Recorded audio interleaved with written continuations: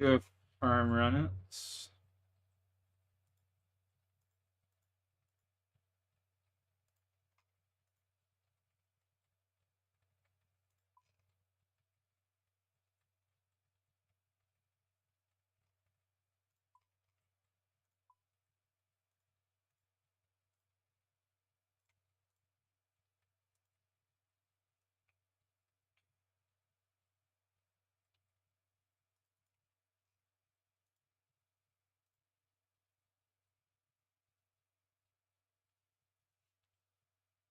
Let's just do some miscellaneous shit.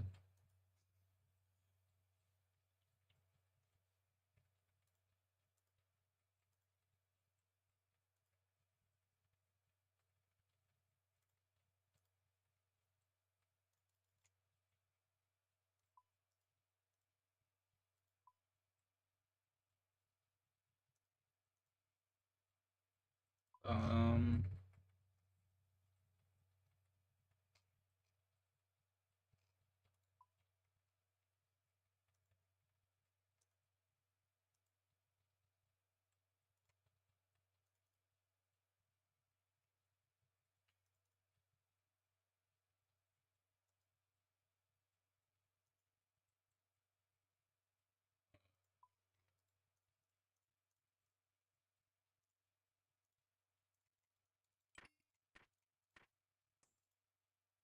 Here we go. I just gotta go buy some oranges for my fucking farm run, bud.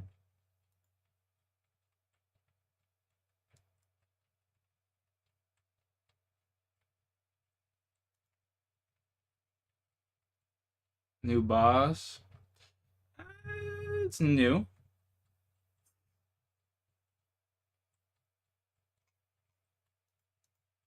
It's new. Someone already got the oranges. Boo.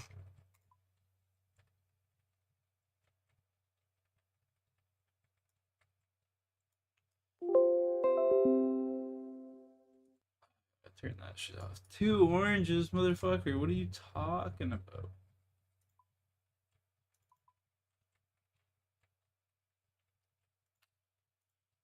Two fucking oranges. I do not. What the fuck? Wait a second.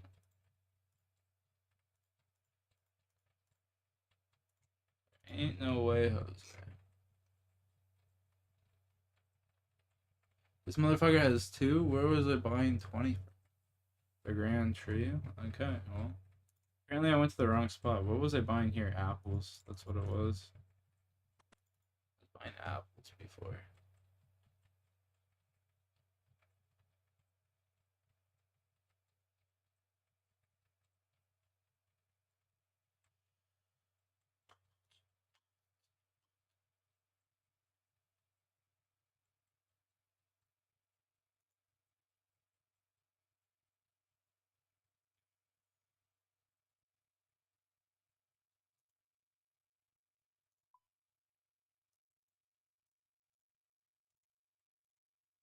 Is it the G, Telly? Straight to the G.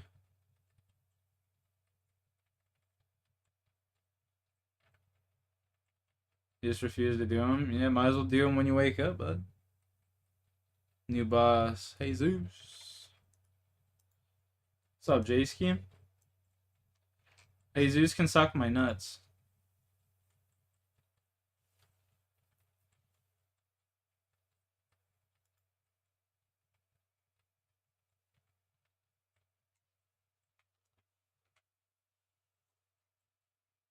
Give me some oranges. I'm kind of disappointed in this new season. It had such good potential, but they really fucked it up. I was looking at some gameplay last night. I honestly don't like it at all. I do not like the looks of it at all. It's kind of saddening, honestly.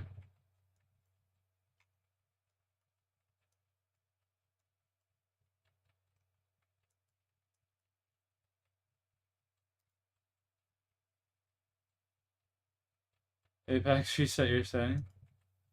Oh god, that means they must have done it to me. Oh, what the fuck? This guy just kidnapped my ass.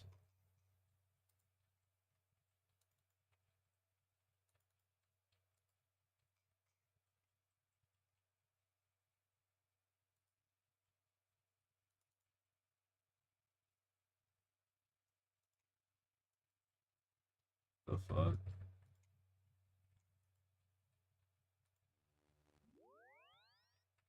No matter what they do, they just don't feel right. You got ALCS on yours?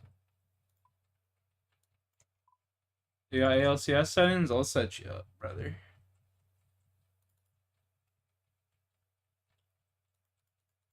Didn't you just play on 3-4 linear anyway? Or 4-3?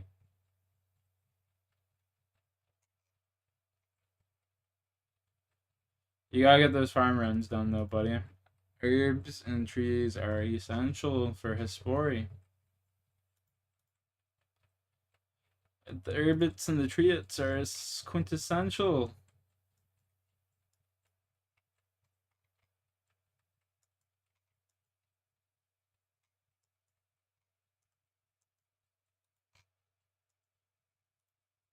Trade Barman. Where the fuck are these oranges homeboy was talking about? Are they back here with my boy Huckle? Yeah, they are.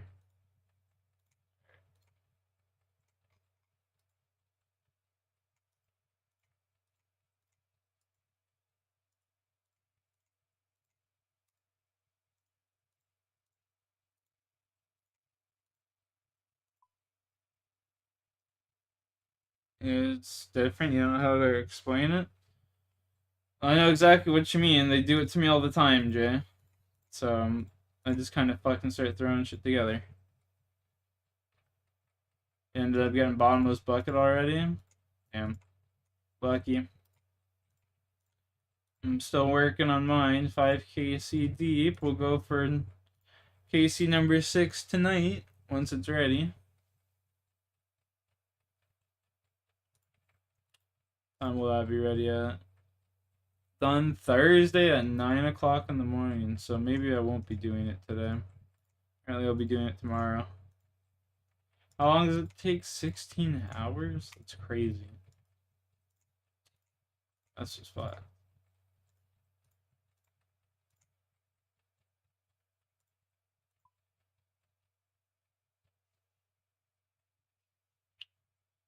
Jagex hates me. Now that like my RNG is just terrible. They fucking seen that I was talking about how Mark Carney and fucking Jeffrey Epstein were friends, and they're just like, oh, we can't let this kid fucking speak about the truth. Perma-mute him. Make sure he gets nothing. They give me a bad seed for this account. Very bad seed.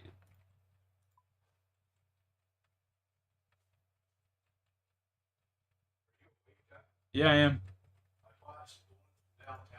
Nice. Alrighty. Thanks, man. Just don't eat them all. There you go. That's how you save them.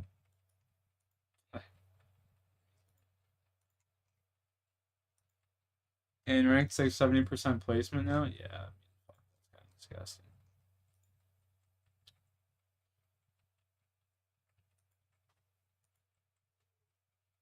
It's kind of disgusting, bro.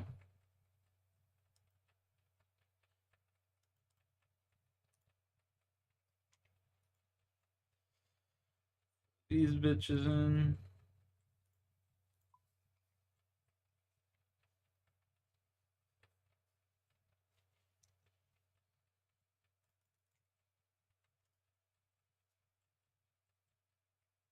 Yeah, they took 8 shields out for sure.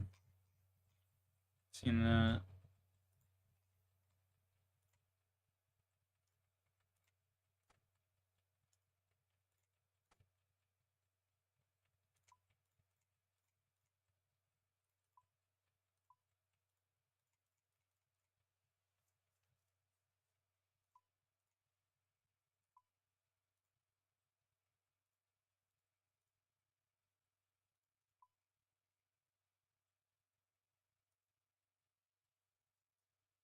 Yo, by the way, Jesse Blankership, if you want good seeds, dude, do Huey Kotal. I did one run of Huey Kotal Solo Light yesterday, and I got 60 Lantodime seeds, bro.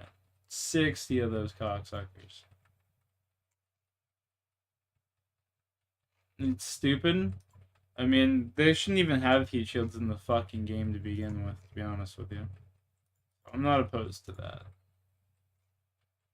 I'm definitely not opposed to them getting rid of the heaters.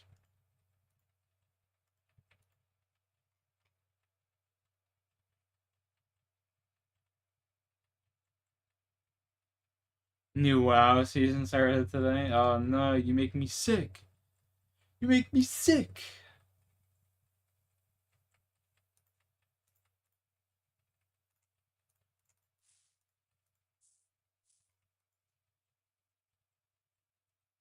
How is Yui Solo with mid-level gear?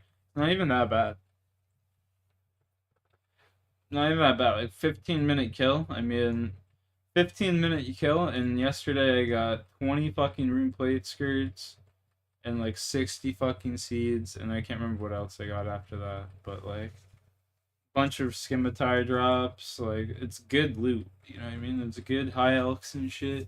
Good seedage. Like if you get seeds or cannonballs, I think the max cannonball drops like 4,000 or something like that. If you can hit that, that's just crazy. You know what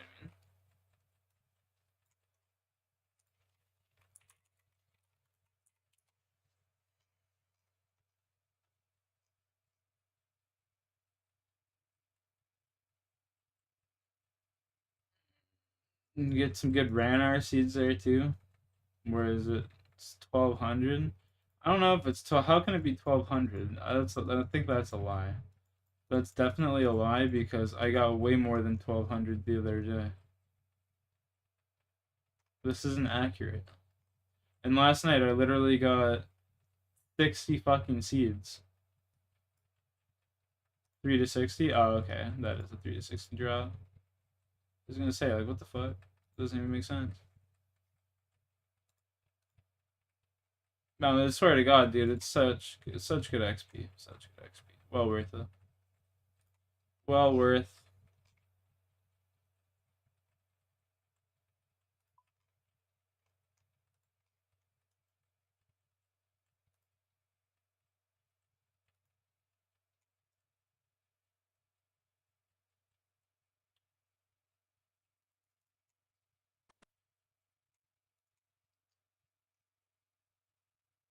My suggestion is just save your prayer pots and shit and just take a double dose moth. Take 2 doses of moth, like the double dose. All you gotta do is add some like hunter meat to it or whatever. Regular moonlight moth and it turns into two. And the shit's broken. Just heals. Alright, gives you 22 prayer.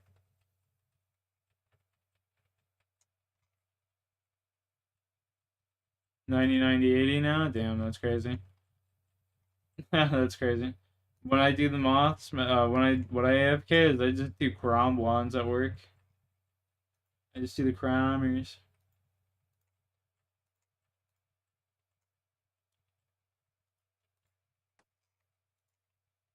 I got like 2,700 yesterday.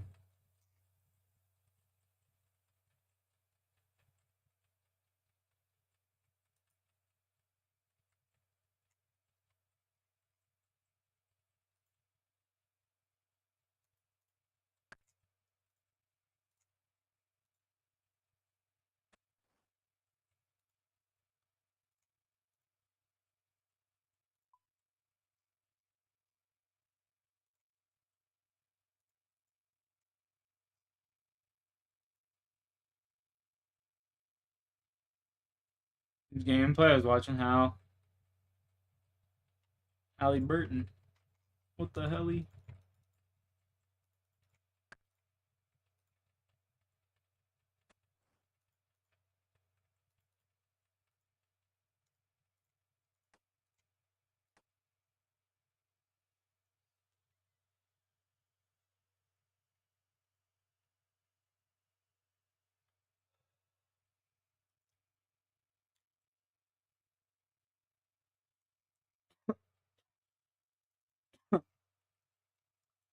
It definitely was. He's getting his shit pushed in, that's for sure.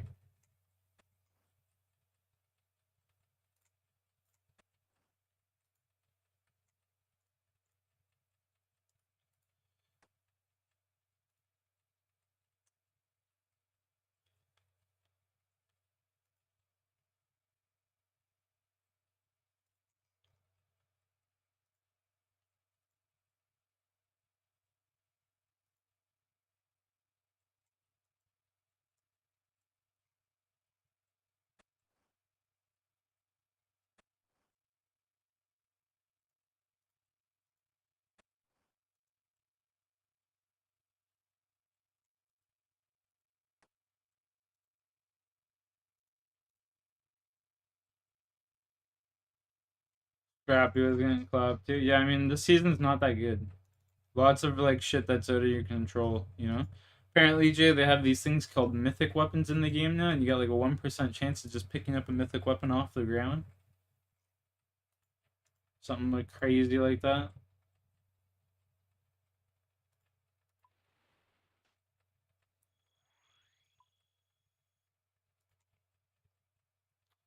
You know what I can do? I can go kill some Bloodveld as well. I got a Bloodveld task. 54 Slayer?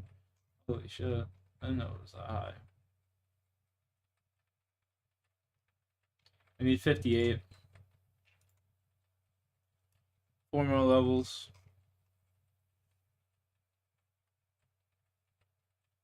PK is in the ground, 0 nerfs. Are you fucking kidding me? Oh my god, dude. What? No shot. Are you actually fucking serious right now?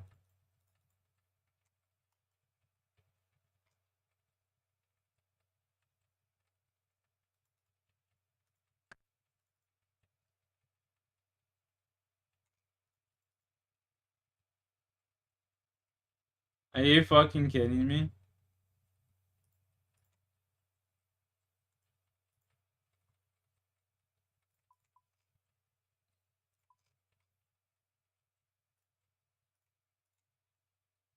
That's just fucked.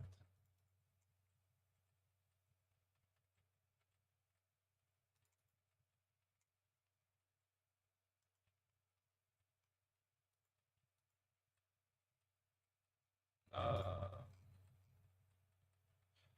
what am I needing my frick? Bro, that's fucked.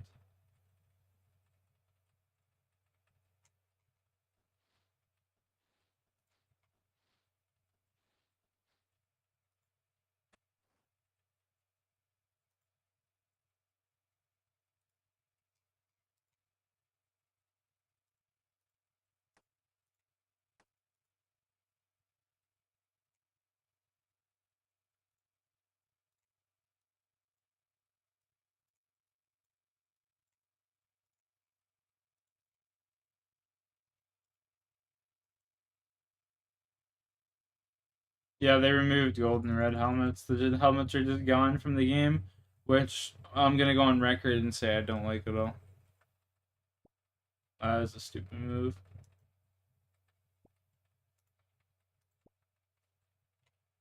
That was a dumb move, bro. You play the game you played it a lot then if you're sitting here saying all that. You must have played it a lot. Fucking dude.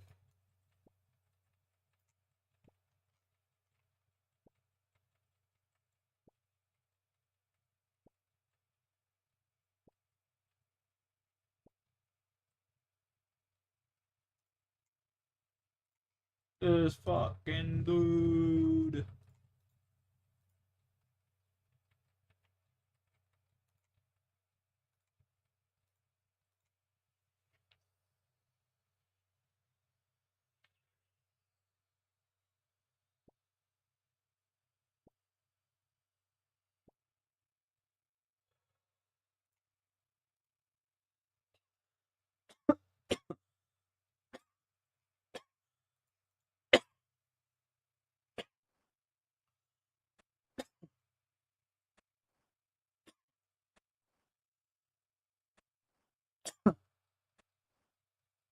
No longer does headshot damage?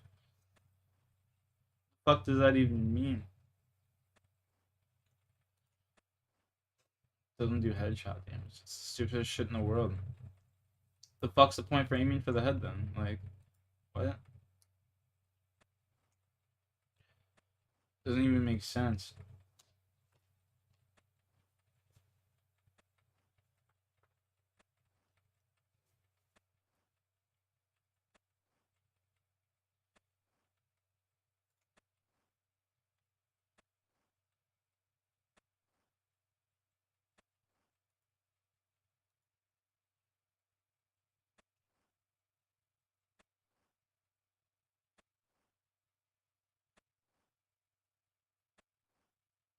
Oh wait, body shots. That was like a 120 headshot before. 126 headshot. I don't even want to hear it. Don't even want to hear it, Jay.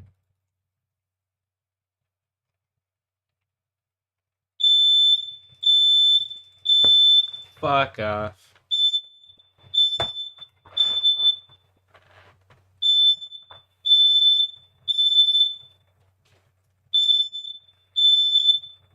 Shut the fuck.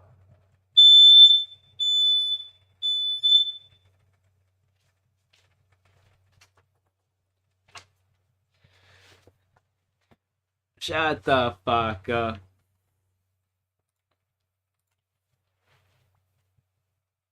Stupid thing.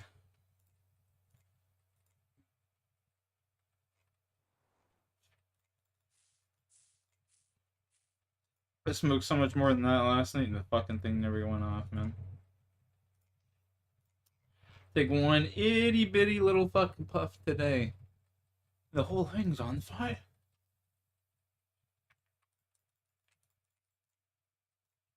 Alright, let's see this herb run. Think. Go straight to Valley. You know what I might work on here before I go to work? Yeah, we report a figure called wall hacking. Yeah. Too bad motherfuckers aren't even gonna get banned and shit. Like, what's the point of reporting them?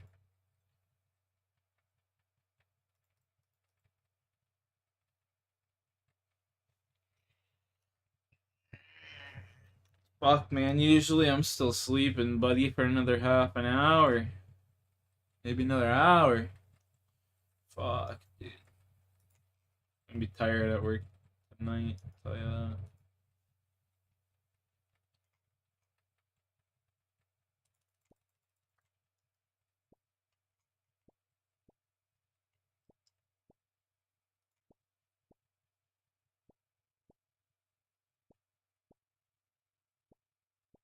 So many, so many herbs.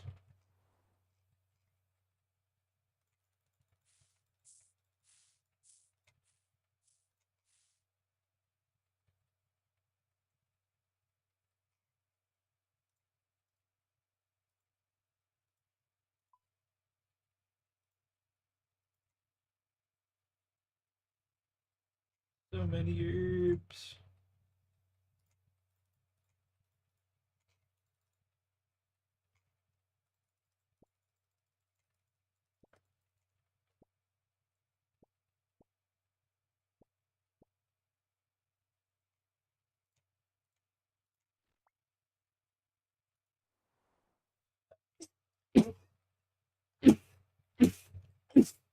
Uh, Mihal died with no guns. Yeah, how's the POI drop? I heard it's super shit because they made it so high.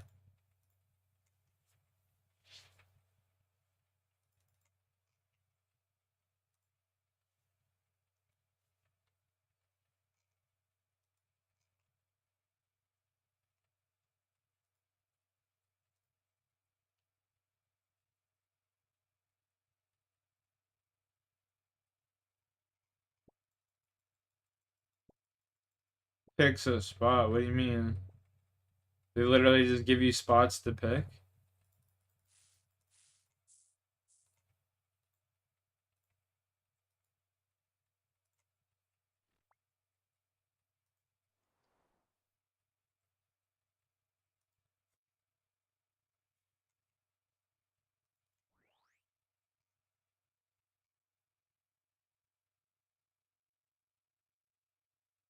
What? That's pretty cool.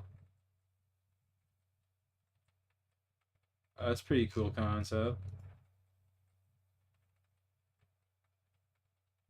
Never figured they'd do something like that.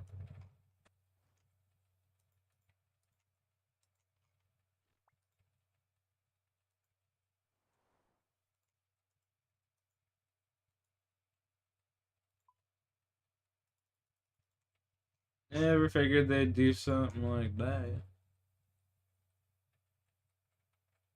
But legit, it's whoever on your team picks first. Wow. That sucks. Well, I guess you're the designated chooser, Jay.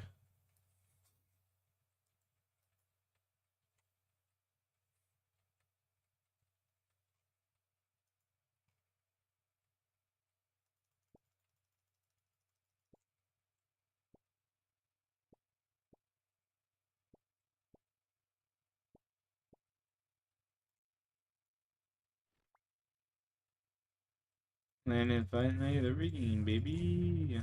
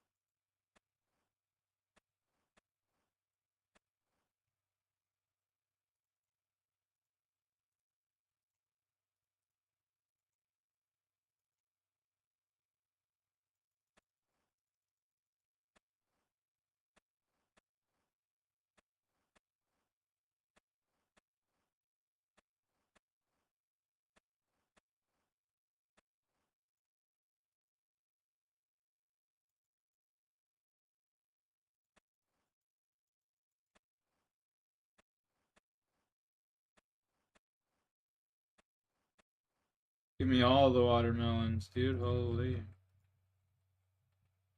Give me all the watermelons. Sick. Varlamore is the last location.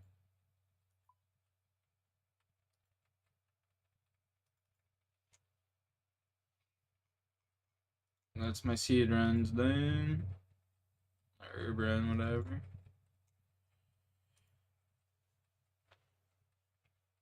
I'm close to 71 farming.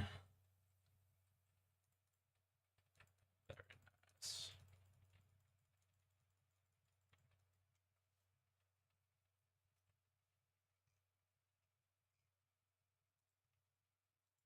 Can't lie, I'm gonna run to the thing and get some ultra compost going. Or super compost, I guess.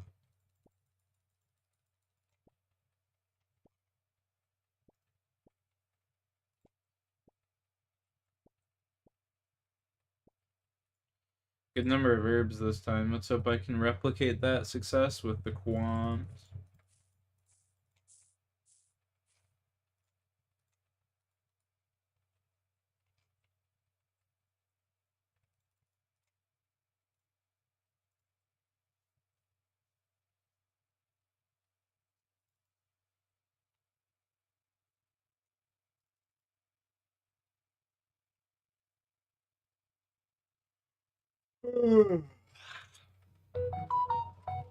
Getting messages and shit. Oh, goodness.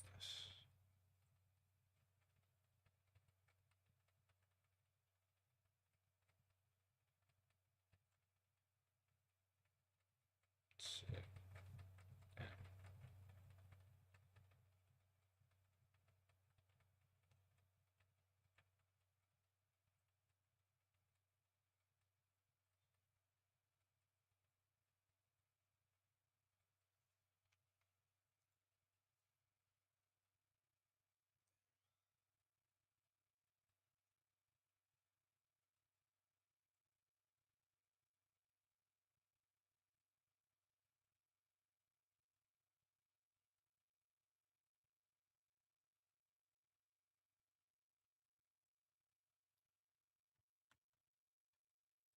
In Fight Night every fucking game, bud.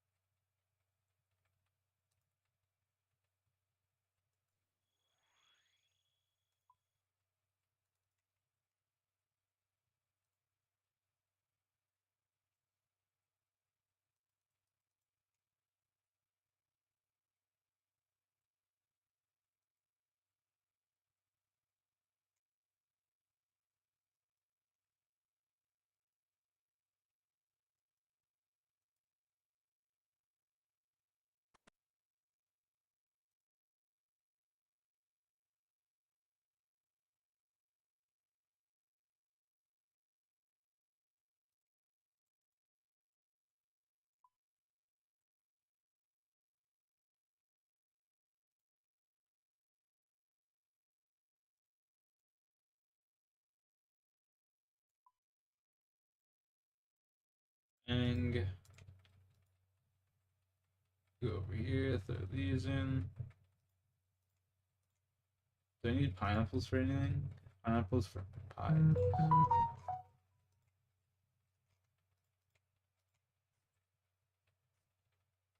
Pineapple for papaya tree, so to save the pines.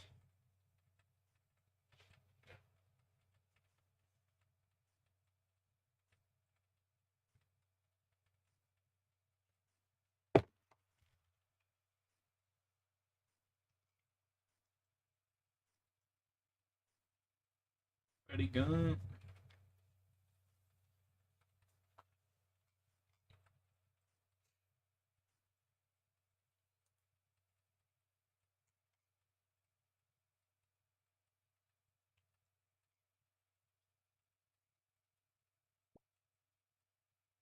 me all those spines, buddy.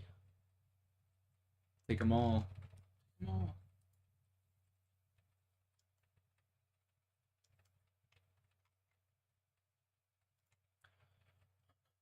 Ooh.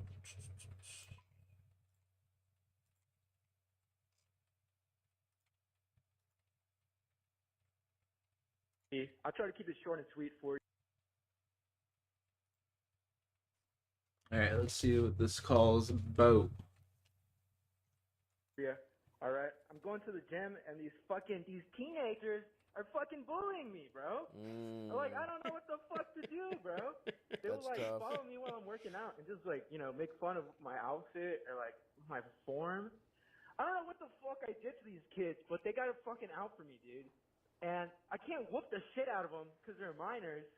And I want to be like a little bitch and go up to the staff and be like, oh no, these kids are making fun of me. Can you ban them? So, like, I don't know what to do, bro. Like, do I stoop to their level and, like, I don't know, You pretend to won't be shake able their to hand do and then it. pull it away real fast and go, ooh, not so slick, huh? No. You know, like, what the fuck? How do I get these little shits back, bro? Okay? Because they're these jacked fucking 16-year-olds with their ego out of their mind, and, like, there's no stopping them, bro. He's Dude, I was 17. trying to get fucking water, and these little shits start barking at me. They're going, "Rrr, rrr, rrr, rrr, rrr, rrr." These kids sound Like, funny as hell. What the fuck am I supposed to do to that? Like, Dobby, please help me out, bro. How do I get back at these fucking kids without breaking the law? Do I just wait till they're old enough to, like, kick the shit out of them, or, like... Sounds like they beat you I up. don't know, It sounds dude, like they beat him up right fucking piss me now. off, bro. It's like every time I go to the gym, I already know to expect these motherfuckers, dude. And I just... Lately, I've just been putting in my earbuds and just ignoring them, you know? But that doesn't keep them from, like, dogging on me. I don't know what the fuck I did to these kids. All right, man. This guy sounds like Now, the biggest pussy I've ever met in my life. Y'all are gonna say, some info's missing here. I think he did do something to the kids. They were just making fun of me, and I was like, chicken jockey, and then I don't know why I said that, but after that, Yeah, they you just blew it. follow me around going, chicken jockey, chicken jockey. You blew Hey, it. Chicken jockey guy. I hope this call ends with him getting his ass kicked by the kids. Now I got your attention. Anyway, man. All right, let me know. Love you, Stav. Love you, LD. Love you, Guest. Yeah, I mean, you're kind of fucked. This is like the thing that in prison where they're like, you only get to make one first impression. You're fucked at this gym. Unless you become, like, funny. Like, clearly they had your ass. You were mad. and then you tried to get back at them with a lame ass fucking comeback. Yeah. And they probably, if you just ignored them, they probably would have left you alone eventually. But you tried to hit them back and you had nothing. Can I say that this is the most embarrassing call of the day? It's the worst one, dude. And look, at the end, also, this is a nightmare, right? Sure, 'Cause 100%. Teenagers, like groups of teens bullying you It's happened to me my whole life. You want to avoid this. Like, I think. Do you know who my high school? I went to private school for one. My parents sent me to private school because I was a fuck up, and they sent me to private school my freshman year. And Your freshman year, okay. And we've since buried the hatchet. We texted about this, but the guy who was mean to me my freshman year was Ryan Whitney, who's a professional hockey player. Yeah. He does a fucking Barstool hockey podcast. And we buried the hatchet. It was not even like, it wasn't even, and he was like, I don't remember it that way. It was kind of like what it was. But it was no always, bully ever does, by the way. It was that sort of thing where I was just like, if I like stand up to this bully, he's gonna kick the shit out of me. He was an NHL. Oh, I love that. Like they're just as afraid of you. It's like, no, they're not. No, some are not. Their mother was on meth when they fucking gave birth to them. They don't have fear. The fear part of their brain was fucking burned out. These kids are barking at him. He's not. Dude, and they smell blood in the water. Yes. Like, this is just like any bullying situation. They're barking at him. You're a grown man and they're children, and you got nothing. And it's like, you can go full beta if they bark at you, like meow at them and like become and like just be like, I'm a little weirdo freak and like have them own you for the rest of your have them own you forever, or you can go to a new gym, I guess. I mean, you got to go to a new gym. It's funny because he thinks he could beat them up, but it doesn't. Is he it doesn't jacked? Sound like it. No. Like, we need a little more info. It's like, are they more physically imposing? Like, are they? Because if you're jacked and they're still mocking you, that's even more hilarious. Yes. If they don't respect you at all. They completely have owned you. You ruined it with Chicken Jockey. Yeah, it is kind of on you in a lot of ways. I think that these guys are. I mean, you could do the earnest thing and just be like, "Hey, no, I mean, it's over." You have to. I mean, if you really, the only way out is through, like, just schoolyard tactics. Yeah. You just have to bully them back, but I don't think you have it in you. I mean, you have to just accuse them of being gay with each other. That's all children understand. It's like, say, call them. Literally, you have to just stoop to the level of being a fucking. But that might backfire on you too. Like, they might be gay, but they're like, yeah, we're gay. We just sucked each other off on in our car before lifting. Like, kids now, you never know, right? It's like, what kind of kids are these? Because the thing is, there is that type of like weird Andrew Tate meathead conservative kid. Sure, yeah. That it's like those kids you can get by just accusing them of being gay. I like the divide here too, where I was like, get on all fours and like become like have them own you, and you're like bully them back. Yeah, but those are the two paths though. Be so weird. They're like, what the fuck? Or like you have to fight back. It's just usually not. We don't tell an adult man to do this. Yes. Or just put your headphones in and ignore them. But it's like, I don't think I could take doing that. And I would just have to. I would try to bully them back. But I don't think, honestly, I would ever be in this predicament, man. I think you just fucked up so bad, and your vibes are those of a guy that gets bullied. Yeah, I think you're right. First of all, you're very funny. You come up with something. But even me. This is my job. It would take all my powers, and it would be a coin flip. There's still a chance these teams own me, right? But so it's like it's a hard proposition. This is worse than anything. Like, if this is a guy your age, you're just like, shut the fuck up, man. I'm fucking working out. Yeah, why are you? Well, you 40-year-old man. Why are you bullying me? If it's somebody your age, you're like, dude, shut the fuck up. And if it's somebody your age, you could even literally tattle. Because you're like, hey, man, I pay too much fucking money to this gym to be annoyed by this guy. Yeah. But when it's children, everyone would be like, you're going to tell on these children?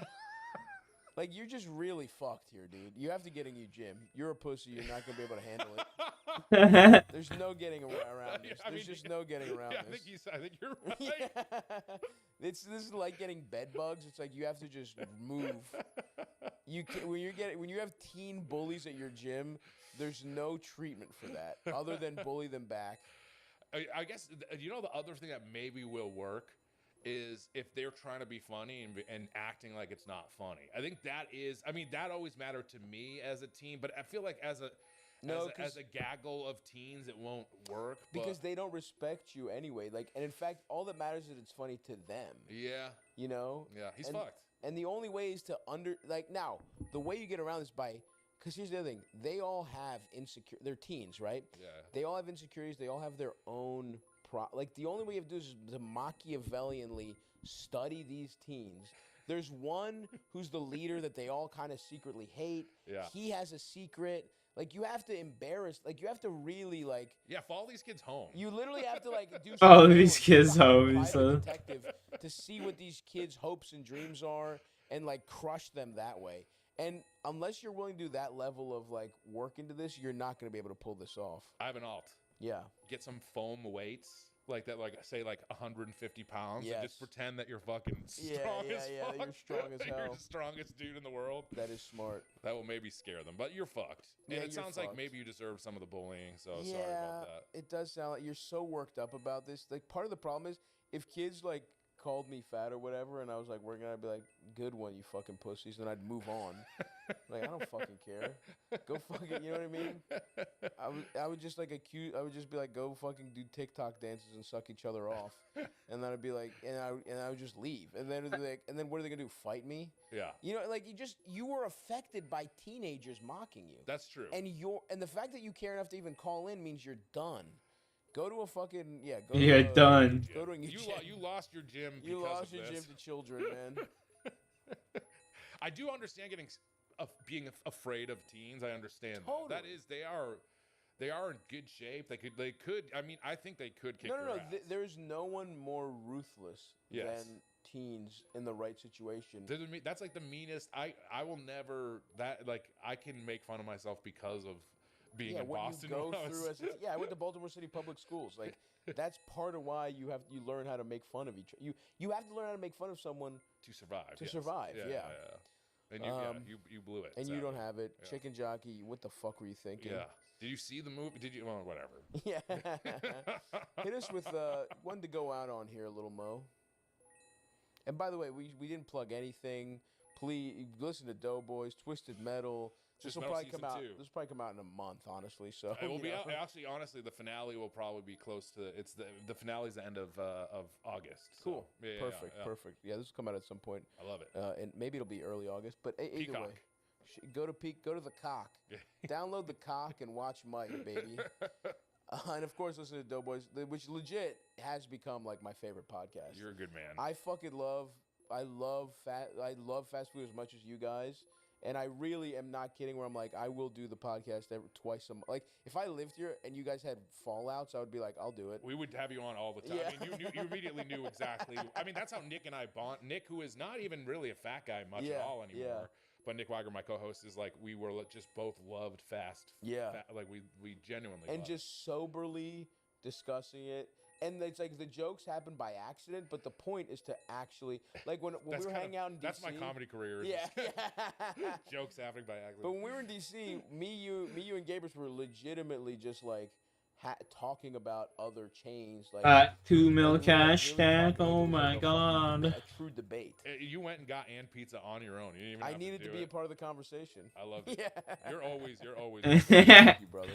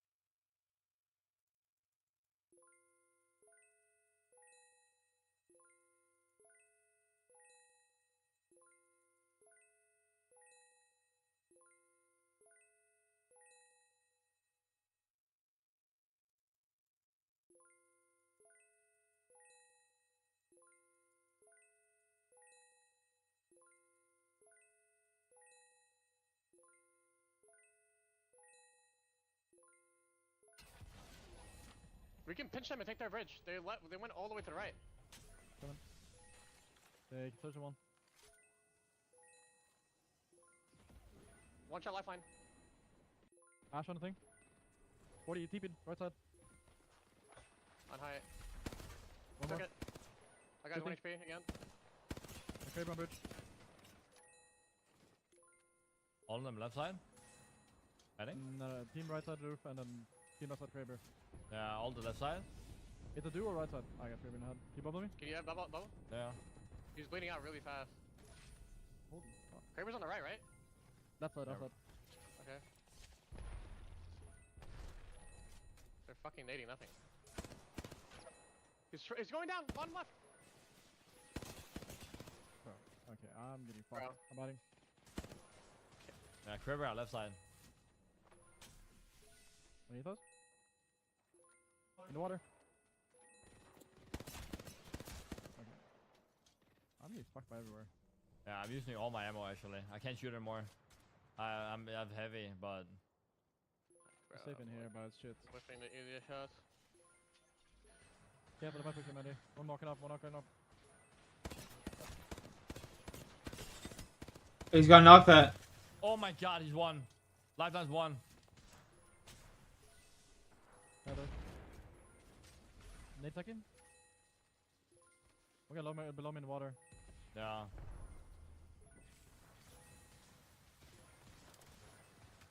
Resting here as well. Yeah, I'm probably dead. What about? TP. Oh my god. Last bat, I have no more.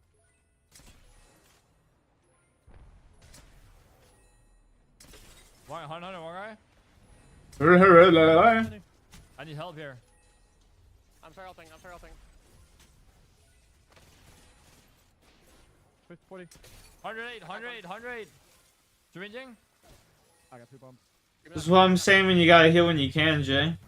The extra little bit of HP and shit, you know? Standing. Nice block, guys. Last one. There's one guy there. He's tapping. I can't. Literally can't walk. I literally can't walk. I can't walk. Like, why would they fight that? Because they're fucking. sites in the road. Dude. No, they're just all done. Yep. Yep, that was sick. Piping, shooting before the peak. Lovely. Woo! They literally just threw their. Why? Like, they just fucking inted for no reason. Yeah. Was that not a good player or what? Is Rogue or Sykes IDL? It's probably fucking chaotic because he's fucking stupid and he was doing it all day yesterday. Alright, one more game before or what? Last game. And then I have to go cook. Yep. Sounds good, sounds good. I gotta piss. You going live tomorrow? Yeah. That's a piece. What we eating? We're making Ash burgers.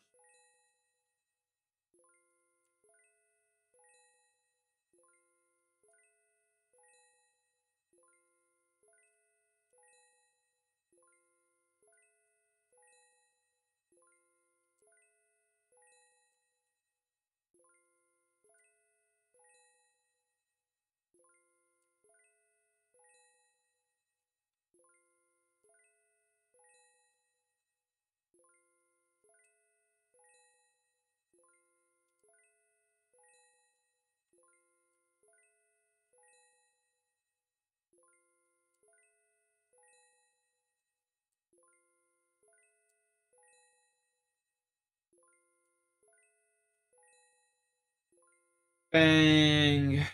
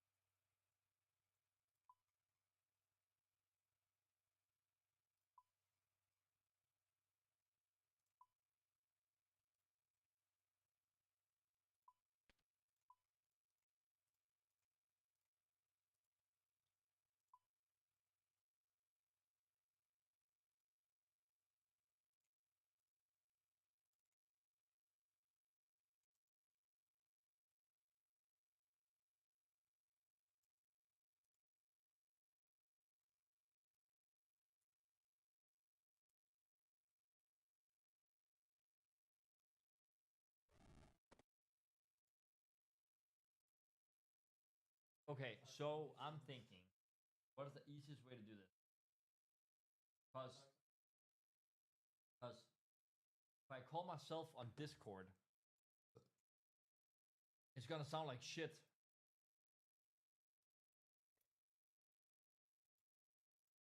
You know?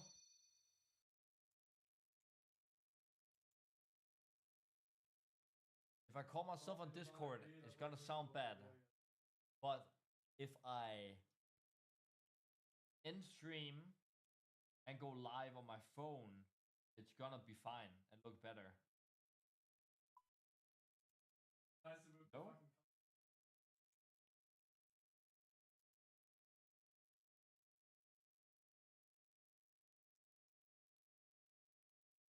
Right?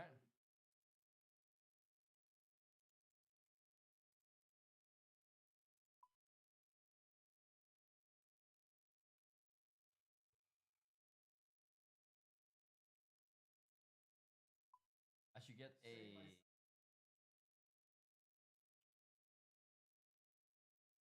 What do I need? What do I need? I'll need that. Actually, need that. I will need that.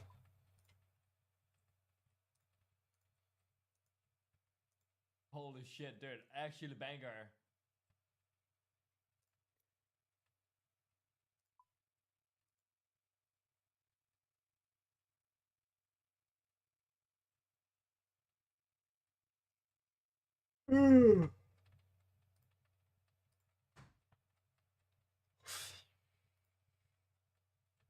Bro, you have 80,000 fucking kills. And you can't do shit, bro. 80,000 kills can't do shit.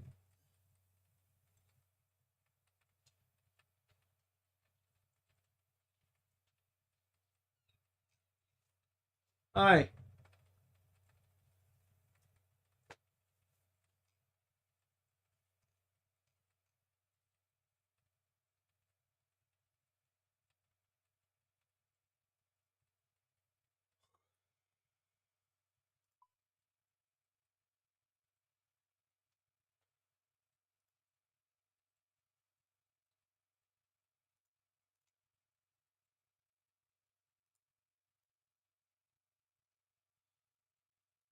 Let's go through this shit here real quick.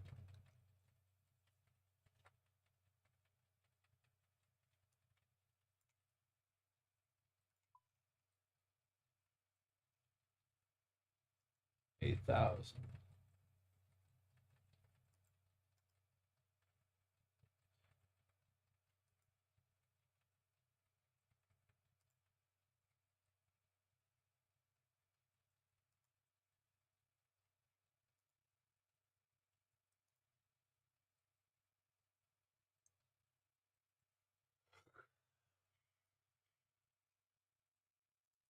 You need to get some fucking thieving XP as well.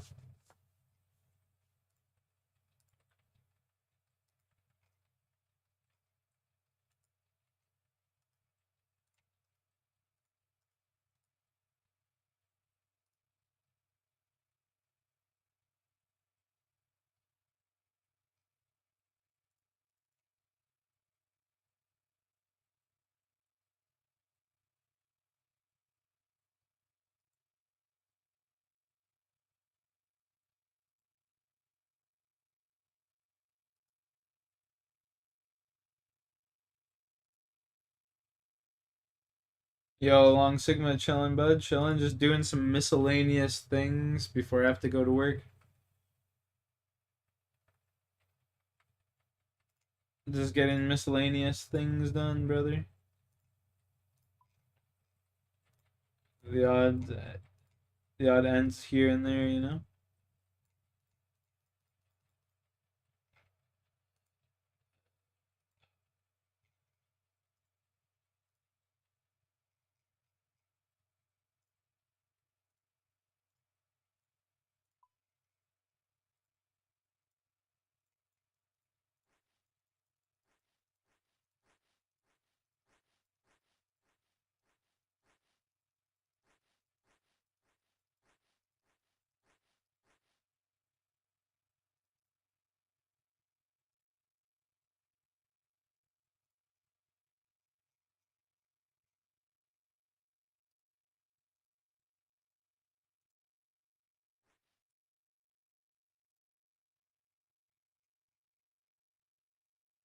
How are you, good sir?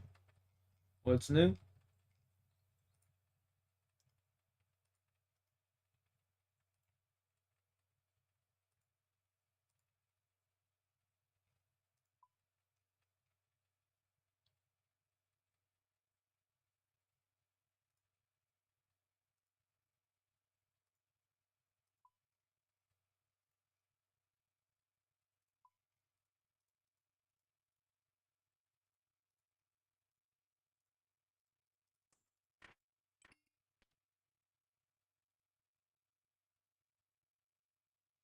You look like you know what you're doing now. That's funny. Good man. Keep it up. Keep it up. Have you tried the new boss that just keeps like going under the ground or whatever? The Delve boss, I think it's called.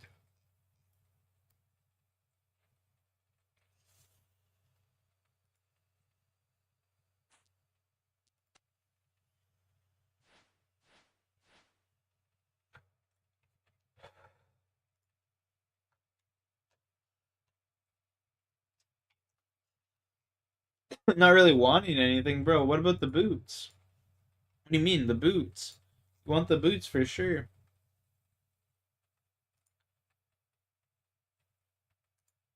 What are you talking about?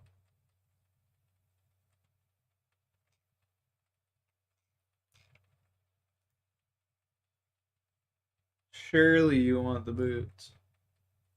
Oh, you don't have the other boots put in it? Oh, okay. That makes sense. That makes sense. That makes sense.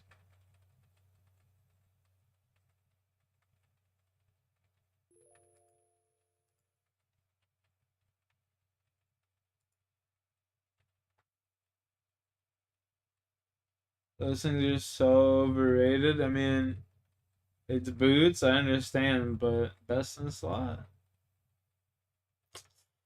The best in slot, bud.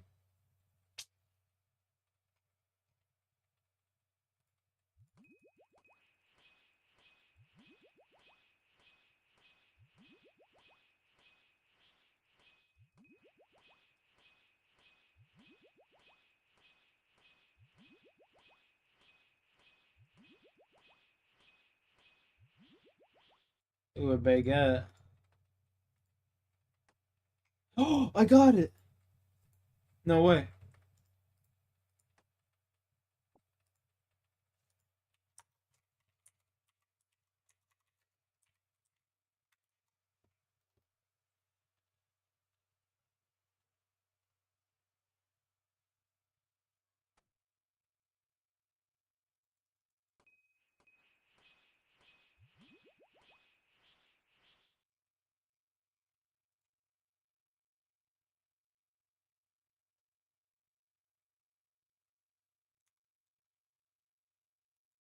Massive upgrade for the account.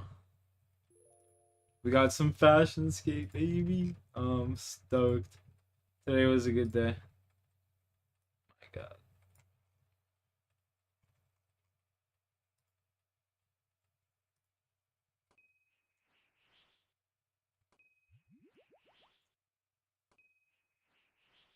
Uh,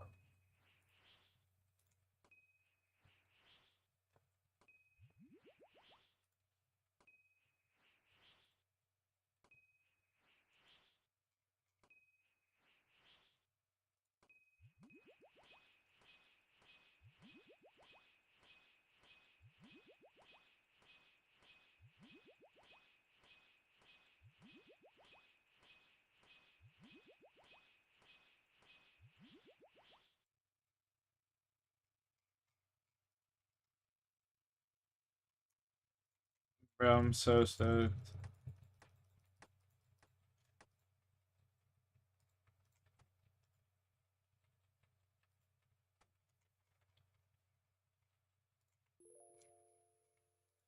And I'm one level away from.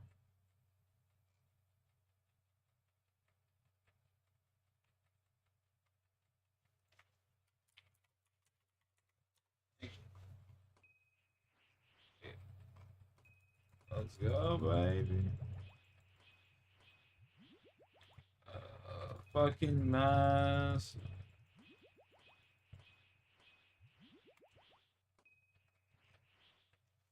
Massive. 24k XP is all I need. Let's do the math. Yeah.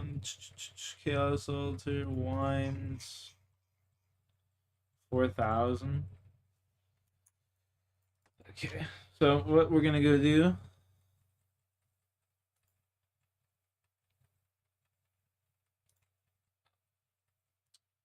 What I'm gonna do is just literally mine the 4,000.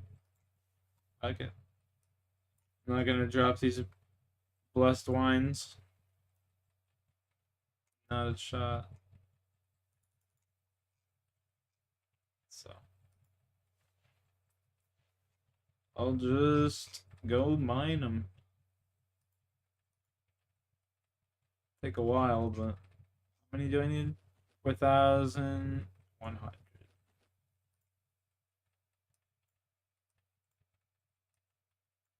4,100.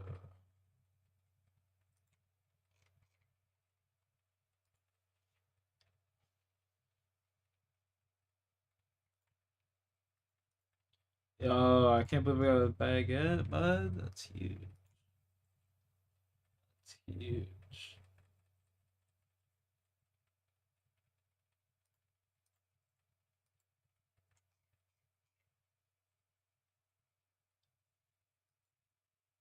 Picture.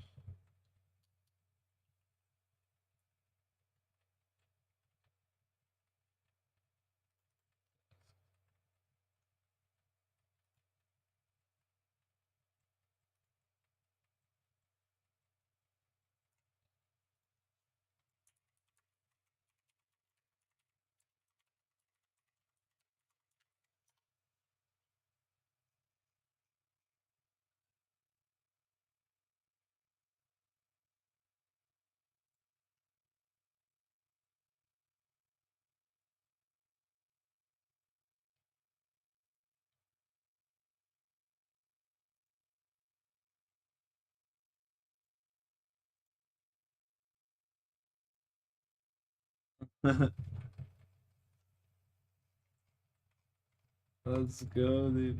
I'm so stoked. You can't put these in, can you? Magical Force, yeah, that's what I thought.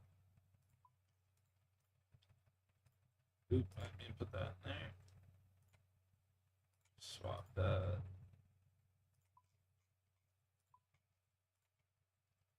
Oh, dude, I can't believe I got a fucking stale baguette, man. That's sick.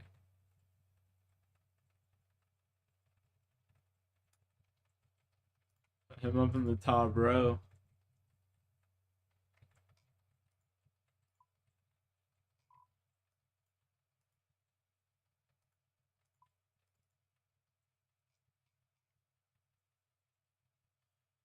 I hope I'm not running 2 machines today. I really hope I'm not.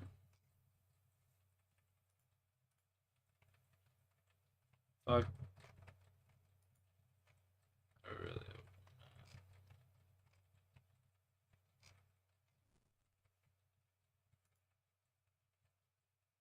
317 temple spiders.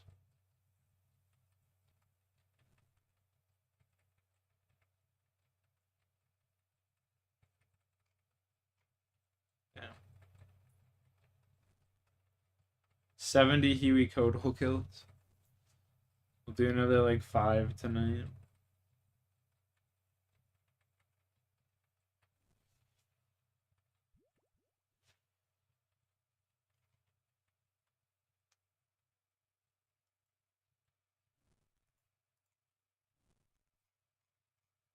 We're going AFK. We're going straight towards 420.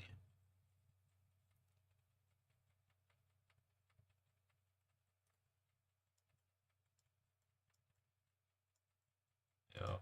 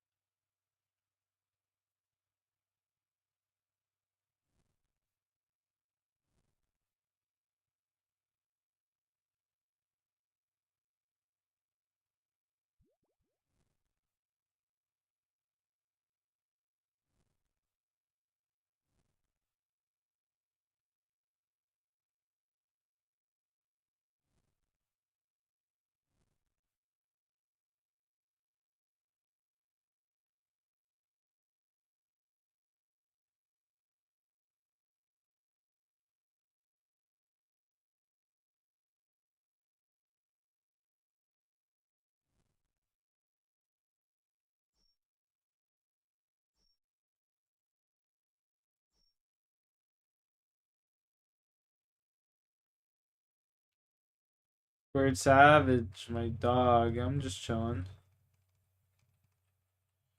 Playing some games before I gotta go to work, you know? Probably just come home tonight and pass the fuck out if I'm being honest.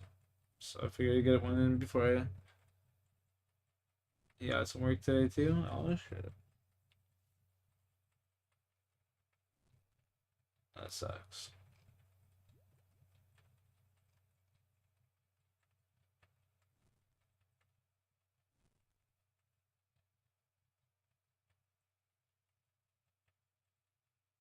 Yeah, you and me both. You and me both, bro.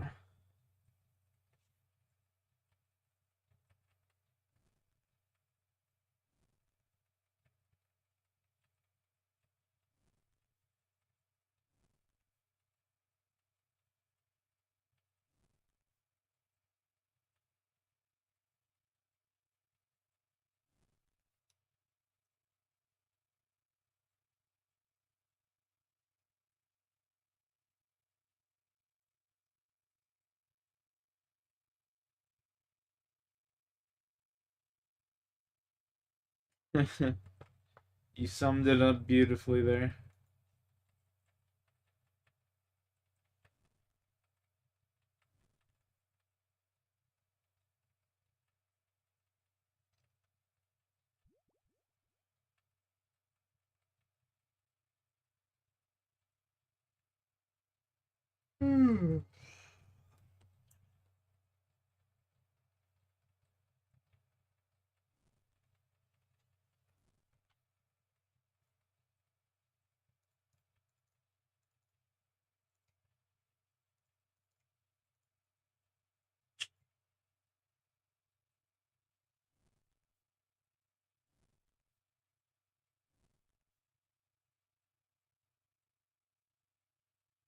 Never invest in CSGO skins, Bitcoin, none of that shit.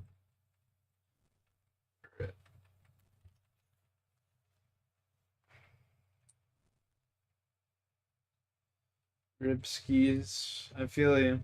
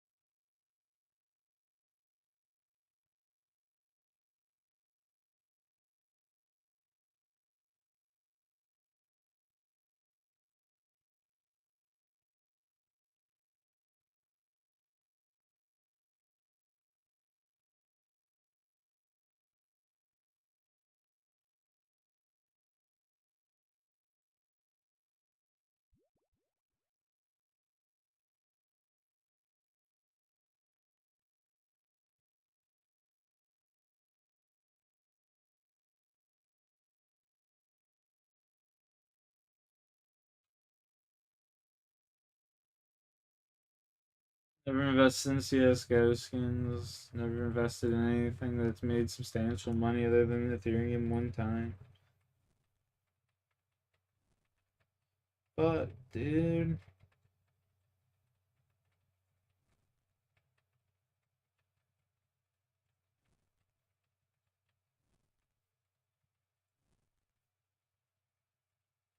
I'm just waiting for XRP to drop below fucking $2 again, then I'll buy a bunch.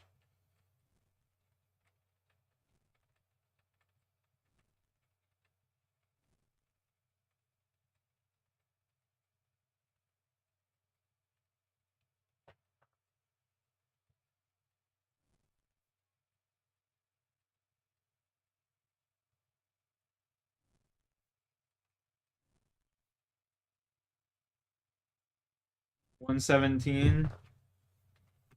I'll find a gold mine soon. Watch. Hey, man. I trust in you. Do it. Get us out the slums. Oh, it's because I got these bust sun bias. I do not want to. What's in these rocks, anyways? Calcified maw, bone shards. Okay, okay. Respectable, respectable. The mothies and the bone shardies. I respect it. I'll be right back, gentlemen.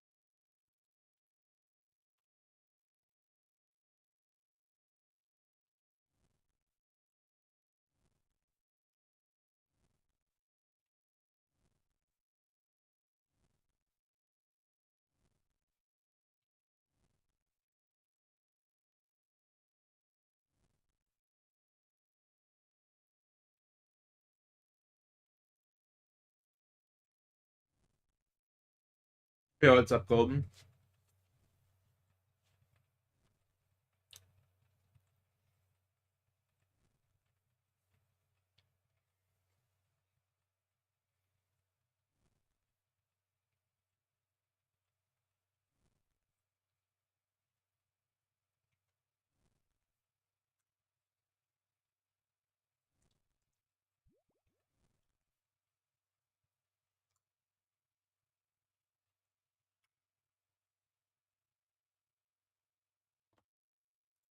Wonder if I should be wearing.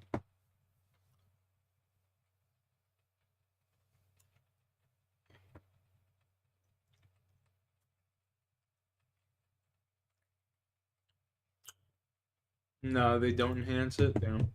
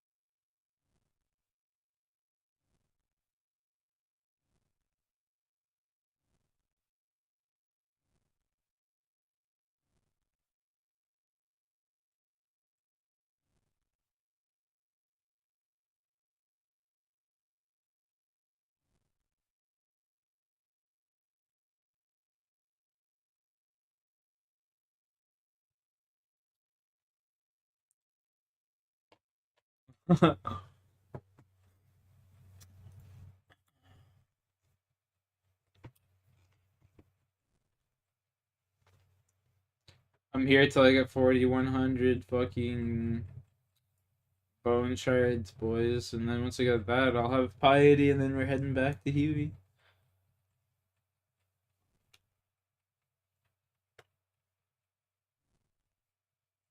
Have to get my shards while I'm at work.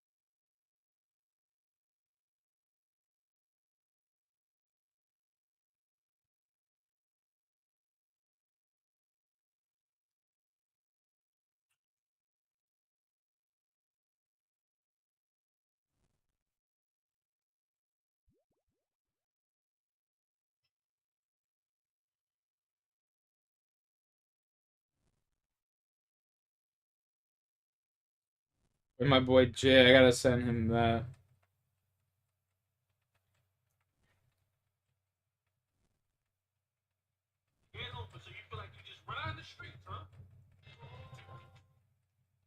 I just got back.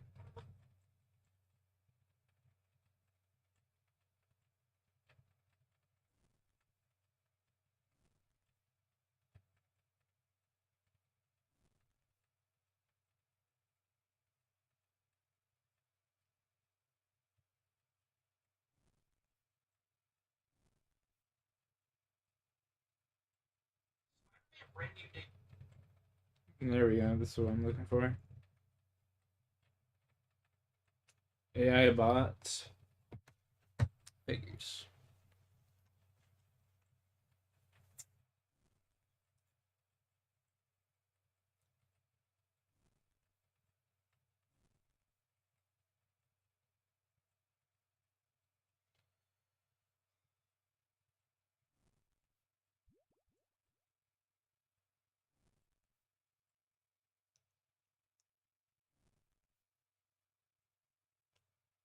Can't believe we got a stale baguette.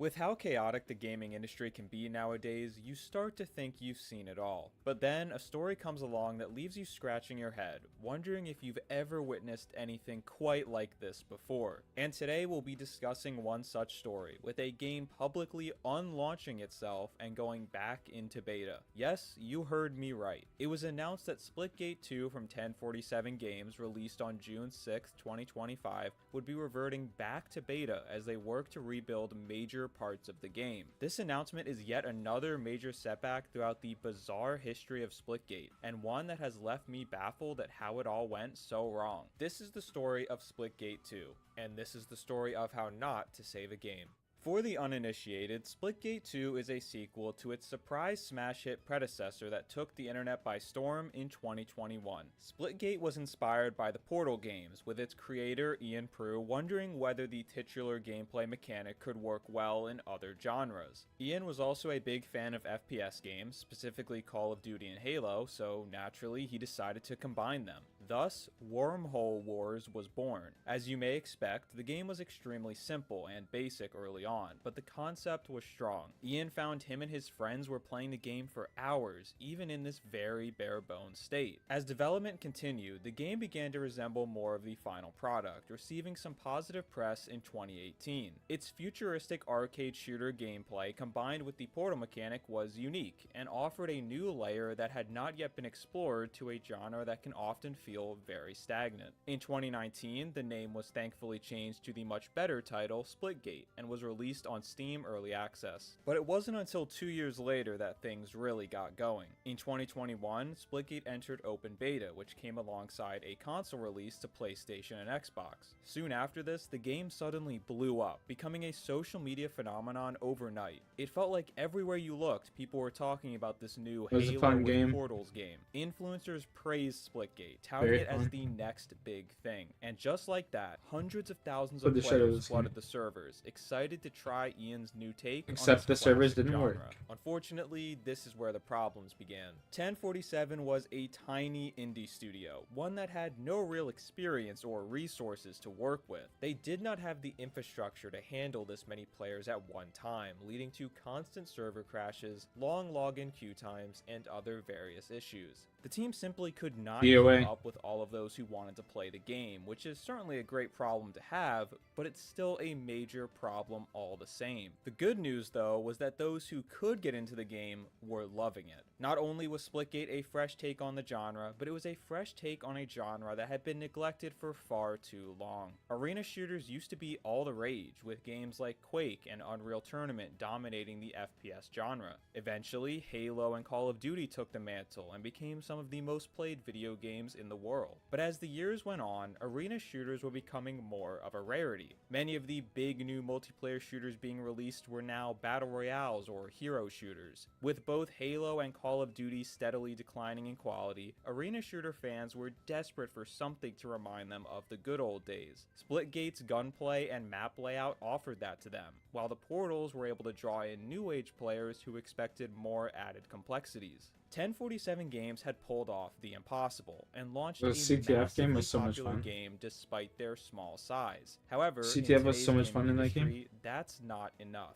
In order to be considered a true success, at least in the multiplayer genre, you need long-term stability. Splitgate got people in the door, but now the tough part was going to begin. They would need to find a way to keep people playing. They started off strong in August 2021 with the Season 0 update. This brought new maps, weapons, and game modes alongside a battle pass. I remember when this shit dropped, it was so It was pretty nice. much everything you could have realistically asked for, but new content slowed down almost immediately. Yep, with that's the next problem. major seasonal update not coming until January 2022. In Yeah, the months didn't even that play the passed game by between then. these seasons, Splitgate had lost a large percentage of their player base, unable to keep the momentum going. With the way live service multiplayer games are now, people expect a constantly rotating carousel of new updates and things to do. With Splitgate coming from such a small development studio, they struggled to keep up with this expectation, especially alongside the necessary game stability updates and the business dealings of a rapidly expanding company. It felt like no matter what they chose to focus on, something else would fall to the wayside. They could put all their effort into new seasonal content, but that would leave no time to fix up the game's many bugs. They could commit to improving stability, but then players would complain that there was nothing new. It was a pretty unwinnable situation. So they made a radical move, announcing in September 2022 that the next update for Splitgate would be its last, with the development team shifting focus to a new game in the Splitgate universe. It was a shocking announcement to see a game with so much hype and promise just 12 months prior. No, the spends already are being redeemed. abandoned. But in a lot of ways, it also So it made would be total like- sense. The reality is, Splitgate was created by college students on a budget, and it was never meant to reach these heights. so Exclamation quickly. point spend The is harder just they to see tried what you can mold it redeem. into something it wasn't, the more problems seemed to be coming up. Instead of bashing their heads against the wall trying to make it work, it was smarter to take the money they had made and invest it into something new. They could build this new game from the ground up on the most up-to-date engine, have content updates prepared in advance instead of playing catch-up, and have a much larger team working to support the game from day one. It was no doubt a big risk, because trying to get that lightning in a bottle level of viral success again is never guaranteed, but I do feel this was the only way forward. So with that, development of the next Splitgate was now underway. Fuck, the As game's so good, 1047 man. got to work on this next game, things looked a whole lot different. The initial team working on Splitgate 1 was about 15 people. By 2024, they had ballooned to around 160, drawing Wow. in many industry veterans with years of experience in the FPS genre. Their budget had skyrocketed, backed by the money from Splitgate 1 and several multi-million-dollar investments. This gave them a really exciting opportunity to reinvent what Splitgate could be. Instead of trying to work with a game that had been strung together by a couple college kids, they were now in a position to create a true AAA experience. While this was very good news, it also left their direction a bit up in the air. They felt it wouldn't be enough to just make a more polished Splitgate 1, they would need to go further. Ian told PC Gamer they considered a variety of options, including making Splitgate 2 a hero shooter, a COD clone, class-based, or just sticking by the original Halo-style vision. In the end, it became a combination of it all. There would be 3 different classes, each with a particular playstyle built around a central idea and inspiration. At the same time, maps were reworked to be less circular and more of a 3-lane design, similar to what you normally see from a Call of Duty game. The hope was that this would cut down on the feeling of not knowing where you got What a shot shot, from, a what a common shot. complaint that came from Splitgate's maps and their portal mechanic. It all sounded really promising, and the What a footage they were shot. showing leading up to launch looked pretty good too. Part of me did worry about this new direction though. I think it was unavoidable that Splitgate would need to evolve and change, but it scared me to hear their marketing beats centered around so many things we have seen in other games. How many titles have we seen come out and get described as popular game name combined with other popular game name? It's easy to say, hey, let's combine Call of Duty, Halo, Overwatch and Valorant. People love all those games, so they'll surely love this one. But as we've seen time and time again, it doesn't I didn't like always Splitgate work 2. out that way. I think Taking Splitgate 1 was better. inspiration from top games on the market Way more makes hectic. sense, but if you aren't going to offer something demonstrably better or new, what incentive do we have to play your game instead of the ones you are taking notes from? Despite this concern, I kept an open mind as we got closer to Splitgate 2's first public gameplay event. On February 27, 2025, Splitgate 2 began their open alpha test and gave fans the chance to try out this new era for the first time. While impressions were pretty positive, some cracks were starting to show. Many hardcore fans of Splitgate 1 were not thrilled with this new direction, noting part of the reason they loved the original was because it avoided such common tropes like character classes and hero abilities. Some felt the game was trying to do too much and getting confused along the way. It was a weird combination that didn't really work, and already had players asking for a Splitgate Classic playlist when we were barely even past the first open alpha weekend. But hey, these complaints are what an alpha is for, and they would have time to address these concerns. In May 2025, the game went into open beta and continued on its path to launch. Unfortunately, the open beta was filled with constant server issues, broken Halo progression, Reach? A and little bit, general instability. The decision to move away from Splitgate 1 and focus on this new game was meant to alleviate these very problems. This was supposed to be a level up moment, a chance to show how much this team and game had grown.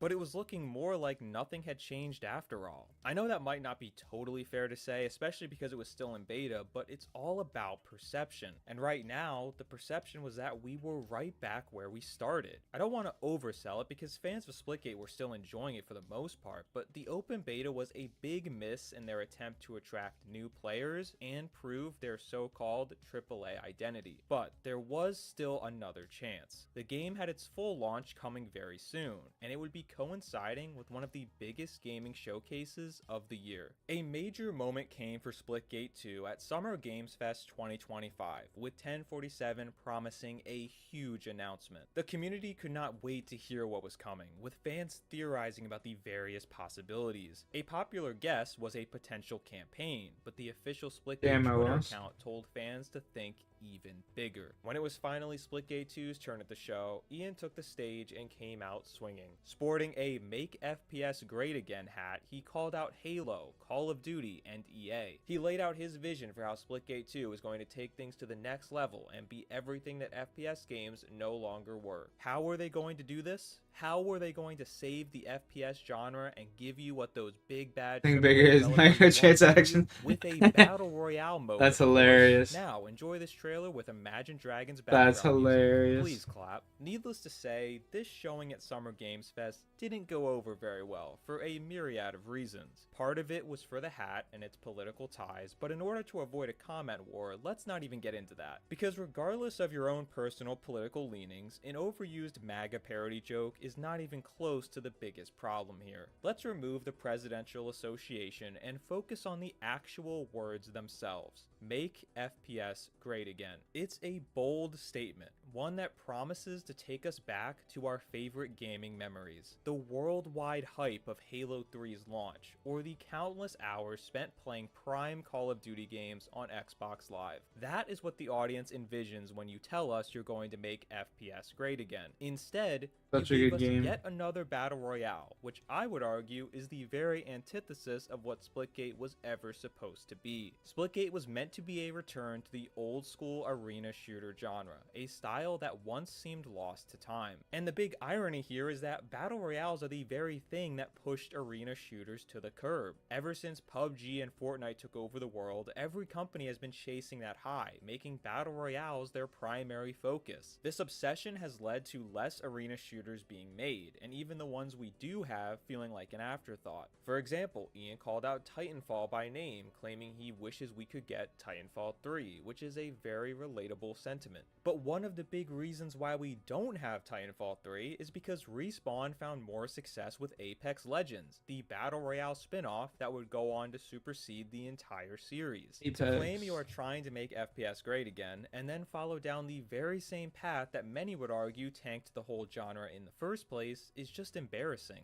The entire appearance was tone deaf and made it seem like the developers had no idea what Splitgate even was or why people liked it in the first place. Splitgate 2 had a chance to go against the trend and carve its own path. Instead, they willingly joined the long list of games in one of the most supposed to saturated destroy the genres Sith, we not have. join them. Speaking of making FPS great again, one of the other things that came alongside the Battle Royale movement was the focus on microtransactions. It's an annoyance that many of us have come to accept, especially with a free-to-play game. It's to be expected that Splitgate 2 would have similar cosmetic purchases, but they seem to be taking things to the next level. Fans noticed an item bundle that cost a whopping $80, discounted from a supposed price of $140. Wildly expensive microtransactions with pricing like this is a practice that began with modern-day live service multiplayer games, aka the very thing that Ian claimed they were trying to make great again. It's extremely hypocritical to market yourself as the relatable pro-consumer indie company and then turn to the same exact business practices of the games you're calling out. You're putting a target on your head by doing this and practically begging for criticism.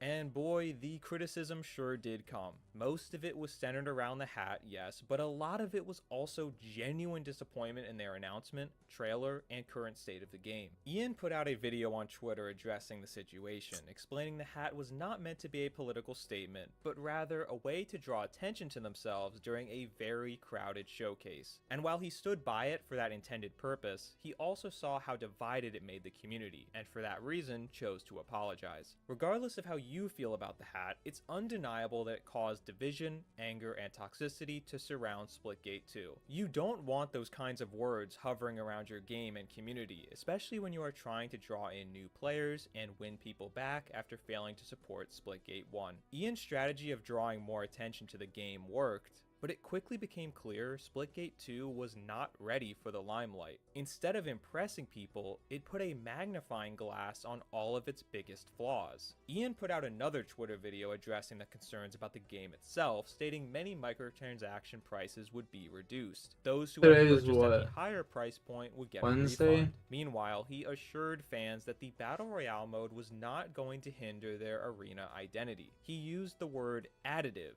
claiming the Battle Royale mode was simply another layer to the game, and it wasn't going to be replacing anything. While that's certainly a nice spin on things, it's simply not true. The time, money, and resources that went into creating the Battle Royale mode could have been spent bettering the arena experience. This is a game and studio that has often struggled to keep up with meaningful update deadlines and player expectations, so I fail to see how adding another whole game mode on top of that is not going to be detrimental to the core experience. Despite 1047's quick responses, a lot of the damage was already done. Splitgate 2's appearance at Summer Games Fest was supposed to be an eye-catching, exciting celebration of their new game, but in the end, they upset their community, turned a lot of people against the game despite never even playing it, and put a giant spotlight on everything currently wrong with Splitgate 2. It was the last thing this game needed, and seemed to speed up an outcome that many would say was inevitable. Despite all of the controversies and criticisms, Splitgate 2 got off to a decent start when it officially launched on June 6, 2025. The Splitgate Twitter account claimed player count had tripled since beta,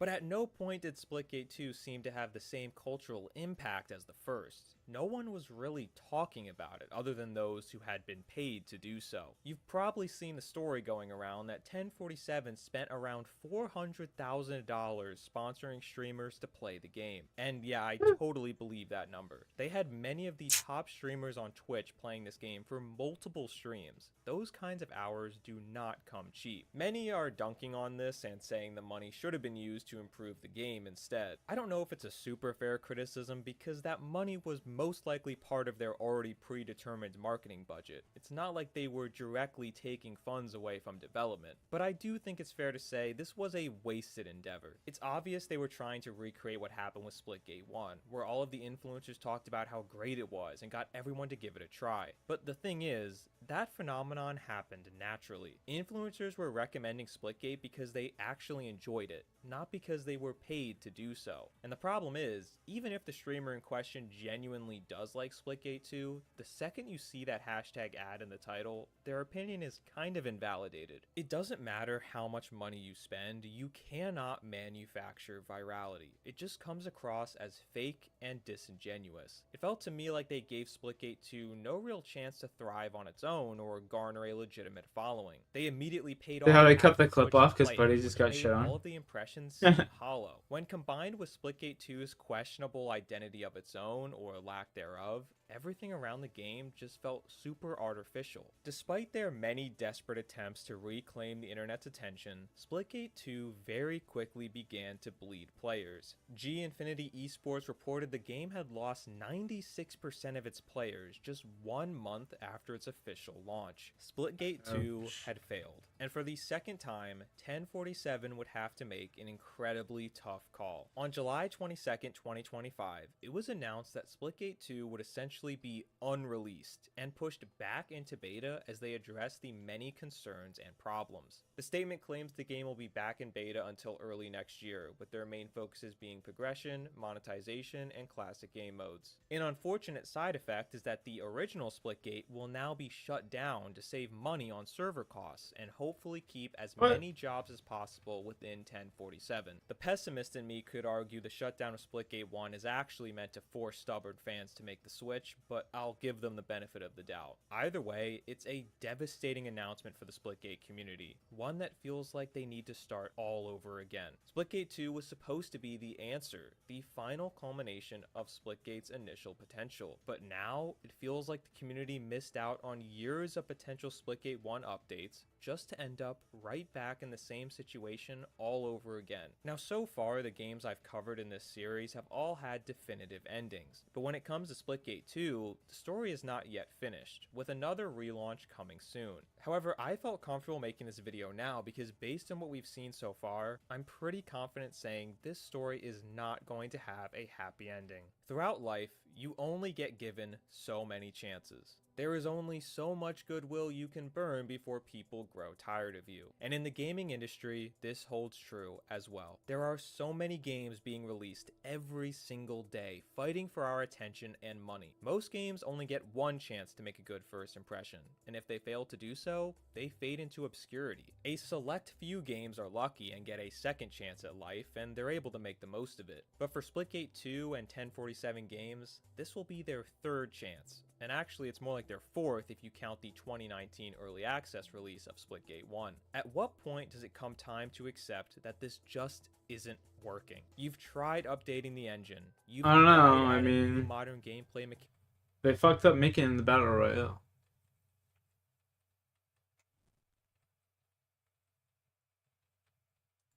I made a video a little while back discussing one of the sadder ends to a Hall of Fame career we've seen in recent years, as Justin Verlander has gone from a Cy Young winner back in 2022 to a pretty good pitcher in 2023 to one of the worst in baseball over the last 2 seasons. But at least for him, he's 42, so you can chalk up at least part of that to age-related decline, along with the other reasons I outlined in that video. However, you can't say the same things about another stark falloff we've witnessed in 2025, this one being a position player and another future Hall of Famer, Mookie Betts, who's struggling in a way we've never seen from him before at the plate. Among guys who've appeared in at least 100 games, essentially being everyday regulars, he has bottom 20 totals in hits, OPS, slugging I hear you. Me too, pretty soon. But perhaps what's even more concerning. You have a good day, buddy. As you can see here, with pretty much all of his quality of contact metrics being in the toilet.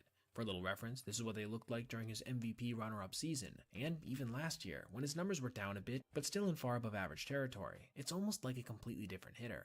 So, what's going on with Stay safe out there, Squirt. Just him prematurely aging. Drown Net will be there. We'll see what we'll see. But just look at his fielding metrics as a shortstop this season. He's proven both myself and many others like me wrong that he is indeed athletic enough to stick up the middle, and be pretty decent while doing so. And as you can tell from the bottom half of his page as well, it doesn't seem to be a swing decision problem either, with his percentiles on chase rate, whiff percent, and K rate all being in the 80th percentile or above. No, I think the culprit for a huge portion of his struggles can actually be found in this screenshot right here. Look at how much his swing speed has dropped off since that 2023 season, almost a mile and a half down, taking him from respectable territory into far below average. But that doesn't answer the question of why he was significantly better last year, when he had an 863 OPS and nearly 50 extra base hits through just 116 games, yet had similar bat speed. Well, besides a bit of bad luck, as you can see here in the fact that his X stats this season are all slightly worse than his real world, I think the culprit can be found in these two charts. See how in 2024 there's a little peak of his swing distribution between 75 and 80 miles an hour? This indicates that at least a decent portion of his hacks were being taken in this range, and as you'd probably expect, bat speed generally correlates with more offensive thump. Additionally, his overall distribution of swings between 65 and 75 miles an hour were significantly lower than in 2025, where we not only see the absence of that bump in the faster swing range, but also a much higher peak around 70 miles an hour, which is generally considered a relatively slow hack. This is also backed up by his fast swing rate, which is over 3% lower than it was last year, when it was under half of what it was in 2023. Damn. Put simply, he just doesn't seem to be swinging very hard, and I don't think it's because he's not capable. The green in this chart only shows up at a speed he's actually reached, meaning there have been a handful of times this season where he's eclipsed 80 and even approached 85 miles an hour. So why is he taking slower swings if he's capable of rattling off faster ones? My theory is that, for some reason, he's been very uncomfortable facing breaking pitches this year specifically, which is influencing him to take slower swings that are more likely to make any degree of contact, as he's not really striking out that much more generally. Here's the last screenshot I'm going to throw at you, being his numbers versus specific pitch types in the pitch tracking era. This year, he has struggled more versus breaking balls than versus any other offering in his career, by far. The specific reasons for this uncomfortability are unknown to me, but I do want to point out that this guy faced a pretty severe medical condition heading into the season, one that forced him to miss a huge portion of spring training, when a lot of guys get reacclimated with facing major league spin, which is probably the hardest thing to reproduce in training over the offseason. Maybe this just put him off his game, and he's been struggling to adjust ever since, eventually contributing to a mental slump that's caused him to post an OPS south of 650 over the last 2 months. Do I think he'll be able to recover from this kind of stretch? While there are no guarantees in sports, I do think he can. The tools are still there for him to be the same type of hitter he was in 2024, though maybe not 2023. Still, I'm pretty sure if you ask any Dodger fan if they would take an OPS remotely close to 900, along with above average defense at shortstop, they would scream yes without question. But regardless, even if he never gets back to his previously reached levels, the guy is still going to go down as a first ballot Hall of Famer when he finally decides to hang them up, which shouldn't be until at the earliest 2033. Meaning that, unlike Verlander, he also has some ample time to try to figure all this out. Now, thank you so much for watching. And What a fucking nerd. What a great video. What a good video.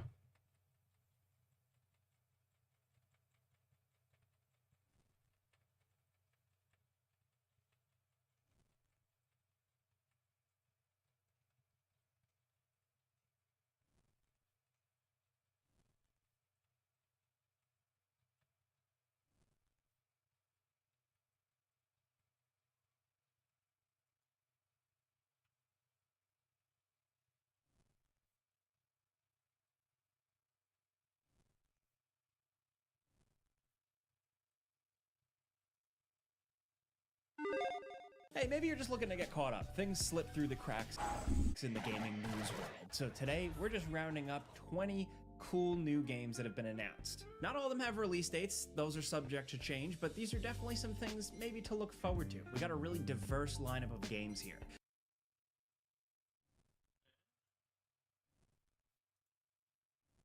Big AAA games, weird indie experiments, middle AA games. There's something for everyone here, so we just wanted to chat. 20 games, so like I said, let's get started off with number 20. Interesting, that Darksiders 4 alien-looking has been game. announced. Yeah, have you heard about this?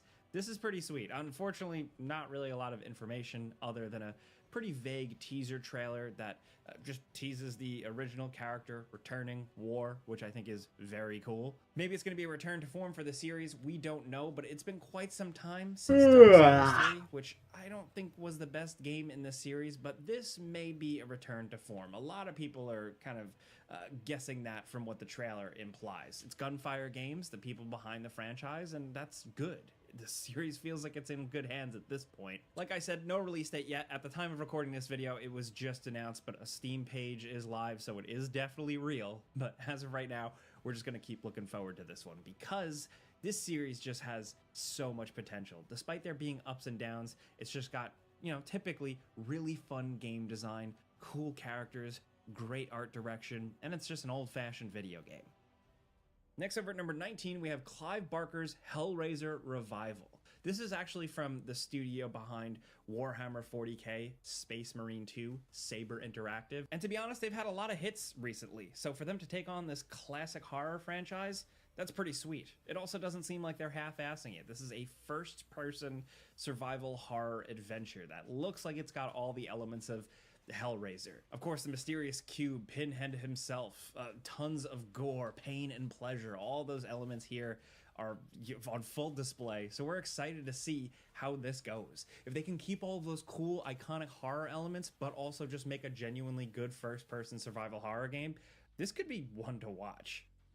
Next at number 18, switching gears completely. Yes, that pun was intentional. This is Car Park Capital. What is this? Well, it's a car park simulator, straight up. No, it's not simulating you parking the cars, it's you owning parking lots. What a fantasy, am I right? It seems like a pretty profitable thing though, because that's what this game is all about. Building parking lots, charging different fees for people to park, managing these things, and profiting. In my personal opinion, it's a pretty boring idea, but the trailer actually has a lot of character to it, a lot of personality to it. It's tongue-in-cheek, it gets it, it's making fun of it, so they could have something on their hands here. Car Park Capital is apparently coming to PC soon. Next, over at number 17, makes me want to play Roller Coaster Tycoon. Remaster. That's the title. They're just calling it straight up Sacred 2 Remaster. This is a remaster of the 2008 top-down action RPG, and it looks like it's retaining all the charm. The visual style, yes, is remastered, but it still, to me, kind of looks and feels like a game from 2008. It was in the heyday of the PC, PS3, Xbox 360 days, and Sacred 2 was definitely something. It found an audience, and I'm curious to see if it could actually find a new audience in 2025. With the mainstream success of a lot of recent PC RPGs of all different kinds, you know, Baldur's Gate 3, Pillars of Eternity, Path of Exile, I think Sacred 2 might definitely be for some people. You got 6 hero characters, a bunch of loot, and hacking and slashing. No release date yet, other than just coming soon. Next, over number 16, we have Solo Leveling Karma. This is, of course, based on the beloved anime, and this is a roguelite action RPG, all set in this now famous universe. It's top-down action, and it's for PC and mobile. It definitely looks a little bit more on the mobile side, but we figured we'd mention it because we know a lot of people out there do love solo leveling, so yeah. Can it be a Hades-style solo leveling game? Here's hoping. Now at number 15, something totally different, it's Battlefield 6. Battlefield 6 was recently announced, it's coming into open betas soon, and having gotten our hands on a preview, work-in-progress version of the game, it is shaping up to be pretty cool. It's definitely a return to form, very much feeling like Battlefield 3 and 4, which for a lot of people are one of the highlights of this series. Traditional boots-on-the-ground combat, class-based systems, and of course, tons of destruction. Now, it's shaping up to be pretty cool. We came away pretty positive, but we don't know, essentially, the full content offering, the state of servers at launch, and how EA is going to add some extra monetization or microtransactions. There's always a tendency to screw those things up, but for now, we're remaining cautiously optimistic, and we're looking forward to getting our hands on the open beta, but also the full game when it releases in October. Next, over at number 14, we have Plants vs. Zombies Replanted. Honestly, I know it just seems like a simple remake, remaster, but in all honesty, I think it's nice to see Plants vs. Zombies in 2025. At this point, it's like a comfort food. From the developers, this is the classic gameplay style with enhancements for the modern era. And I'm not gonna lie, it does look pretty gorgeous. The sprites, the animation, the backdrops, it's just all really vibrant. And it's kind of always what I imagined the game, the original game, was in my head, playing it on my little low-res phone back in the day. Obviously, Plants vs. Zombies has grown so beyond this, but to see the original game return with such love is pretty sweet. And speaking of zombies, it's launching just in time for spooky season, October 23rd. Next up, at number 13, we have Agefield High Rock the School. Now, despite the really awkward, frankly kind of bad title, this is a good idea for a game. The developers here, seemingly a very small team, this looks like a bit more of an indie project, they've apparently heard the people begging for a new bully game and decided to make one themselves. This game looks like it's just a high school simulator. Yeah. You run around, you do pranks, you get in fights, get in hijinks, go to classes, and it's set in kind of like the early 2000s, so it's giving it a distinct identity. This has a lot of potential. All we really have is this trailer that has already been making people pretty excited, but I'm waiting to see more. Still, I think it's a cool idea, and it could really fill a void, a weird kind of open school gameplay void that people have been looking for a while now, and it's set to release in early 2026. Next, over at number 12, Shark Dentist. You ever hear an idea for a game and just go, yeah, all right, cool, I know what that is. That's Shark Dentist. It is exactly what you think it is, and that's refreshing. It's a game where you look at sharks in first person and you perform dental surgery of all kinds. You're looking into these massive mouths and using all types of medical tools and power tools to help these sharks out. But it's got a bit of a grimdark tone to it, and apparently there's a big element of danger. According to the way it's been described, balance tactics, luck, and limited resources to heal your patient without losing your life. Because of course, spending time in a shark's mouth is probably pretty dangerous. This is from a smaller studio. We don't know too much about their history, but the game is being dubbed as a simulation, which I think is pretty fun. No release date yet, but they are encouraging playtest signups.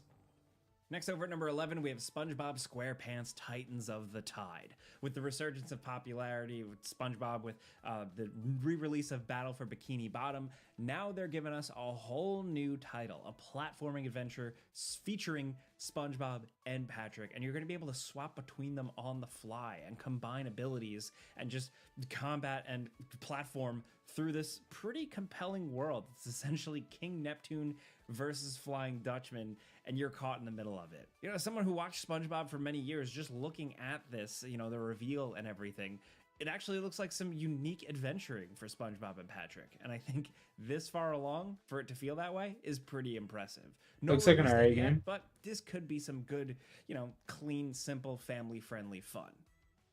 Next, over at number 10, we have Wanderberg. If you watch the Friday news show we do here on GameRanks every Friday, you probably remember us mentioning this one. This is just a really cool idea. This is a minimalist open world action roguelike where you drive around on these mobile castles that are fit for battle. It's essentially you going around battling other mobile castles, gathering resources to try and make your big castle bigger and bigger. It's a simple but really cool idea, and I hope they see it through. I just think it has a lot of potential, right? Like, castle tanks are cool, castle tank battles are really cool. It's just, you know, it could definitely be something. As of right now, it's slated for 2026. Next, over at number 9, we have Beneath. Now, this is billed as a Lovecraftian first-person survival horror adventure. You're this diver that goes down into this nightmarish base, and you're fighting off the horrors of the abyss. And how are you doing that? You're shooting them with guns. Honestly, to me, this game kind of gives me the vibe of like a spiritual successor to Fear, in just that style of shooting. Dark that reminds me of like Duke Nukem with Lovecraftian elements. I don't know. This could be really cool. If you're looking for a good, moody first-person shooter, this might be it. No release date other than on their Steam listing, it says 2025. Next, over at number 8, we have Octopath Traveler 0.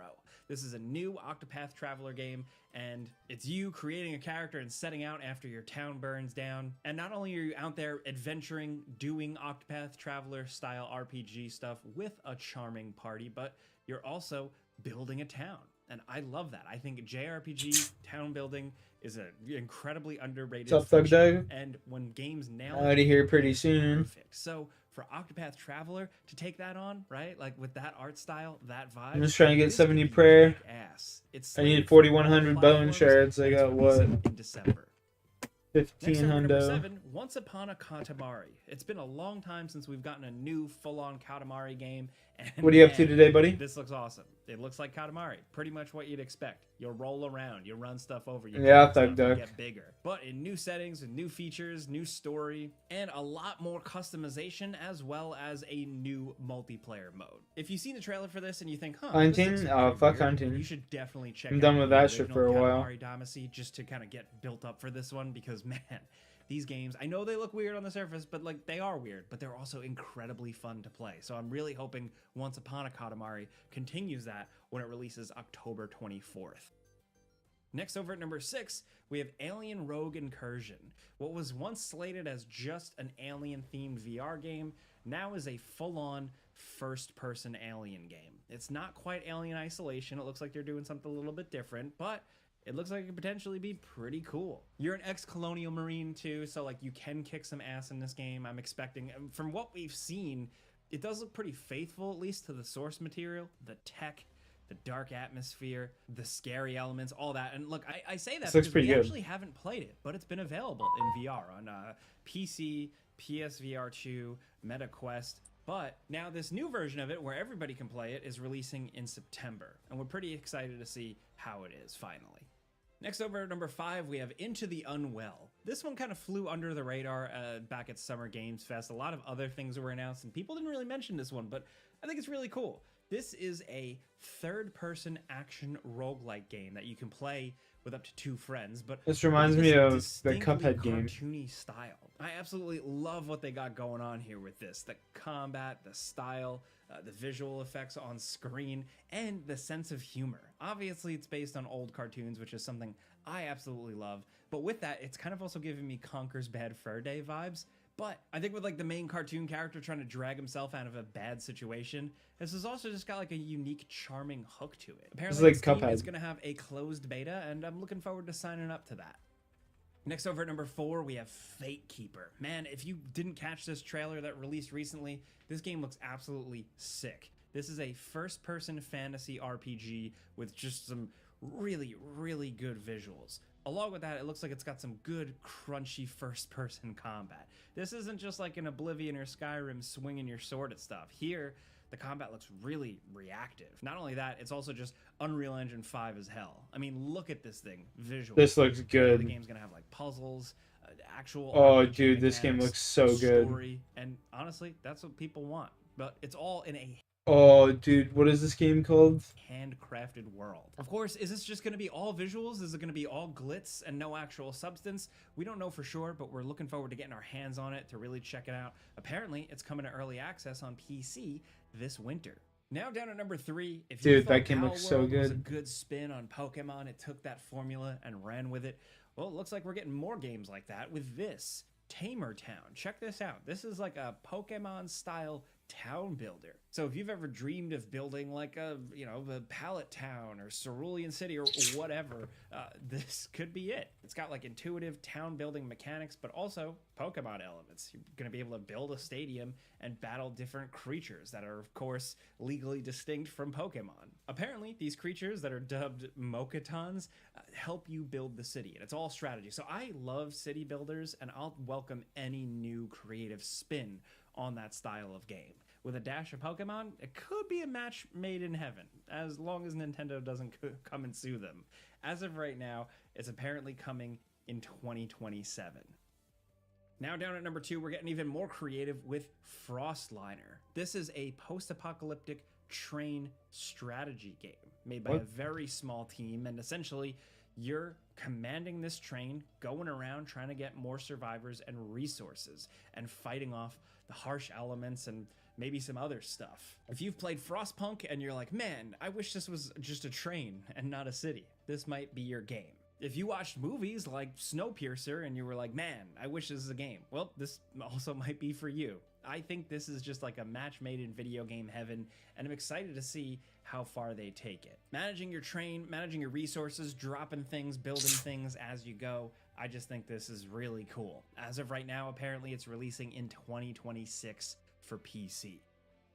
Now down at number 1, check this out. This is End of Abyss. This is being published by Epic Games, and it's actually from a lot of the people behind the Little Nightmares games. So what this essentially is kind of like a sci-fi horror themed Little Nightmares game, but with guns. You're this little diver explorer person, and you're exploring these horrific, dark, creepy environments, making your way through, with some video gamey type elements as well as some cinematic horror and weird, creepy boss battles. In a lot of ways, it kind of looks like a smart combination between something like the Little Nightmares games and Inside. I think that's what some players, especially if you like those types of games, like that's definitely what you want to hear. Obviously, this one is still kind of shrouded in some mystery. We've seen a little bit of it behind the scenes, and it does seem pretty cool. It's actually surprisingly challenging. It's apparently coming to PC and the consoles sometime in 2026. But those are 20 upcoming games that were recently announced that we just think might be pretty cool. Like I said, we had a really big variety. All right, of well, things here. I'm gonna end my stream. Remakes, Appreciate everyone for tie-ins, chilling. horror games, indie game, Catch AA you later. games, AAA games like Battlefield 6. So just let us know what you're thinking about some of these recent games. We just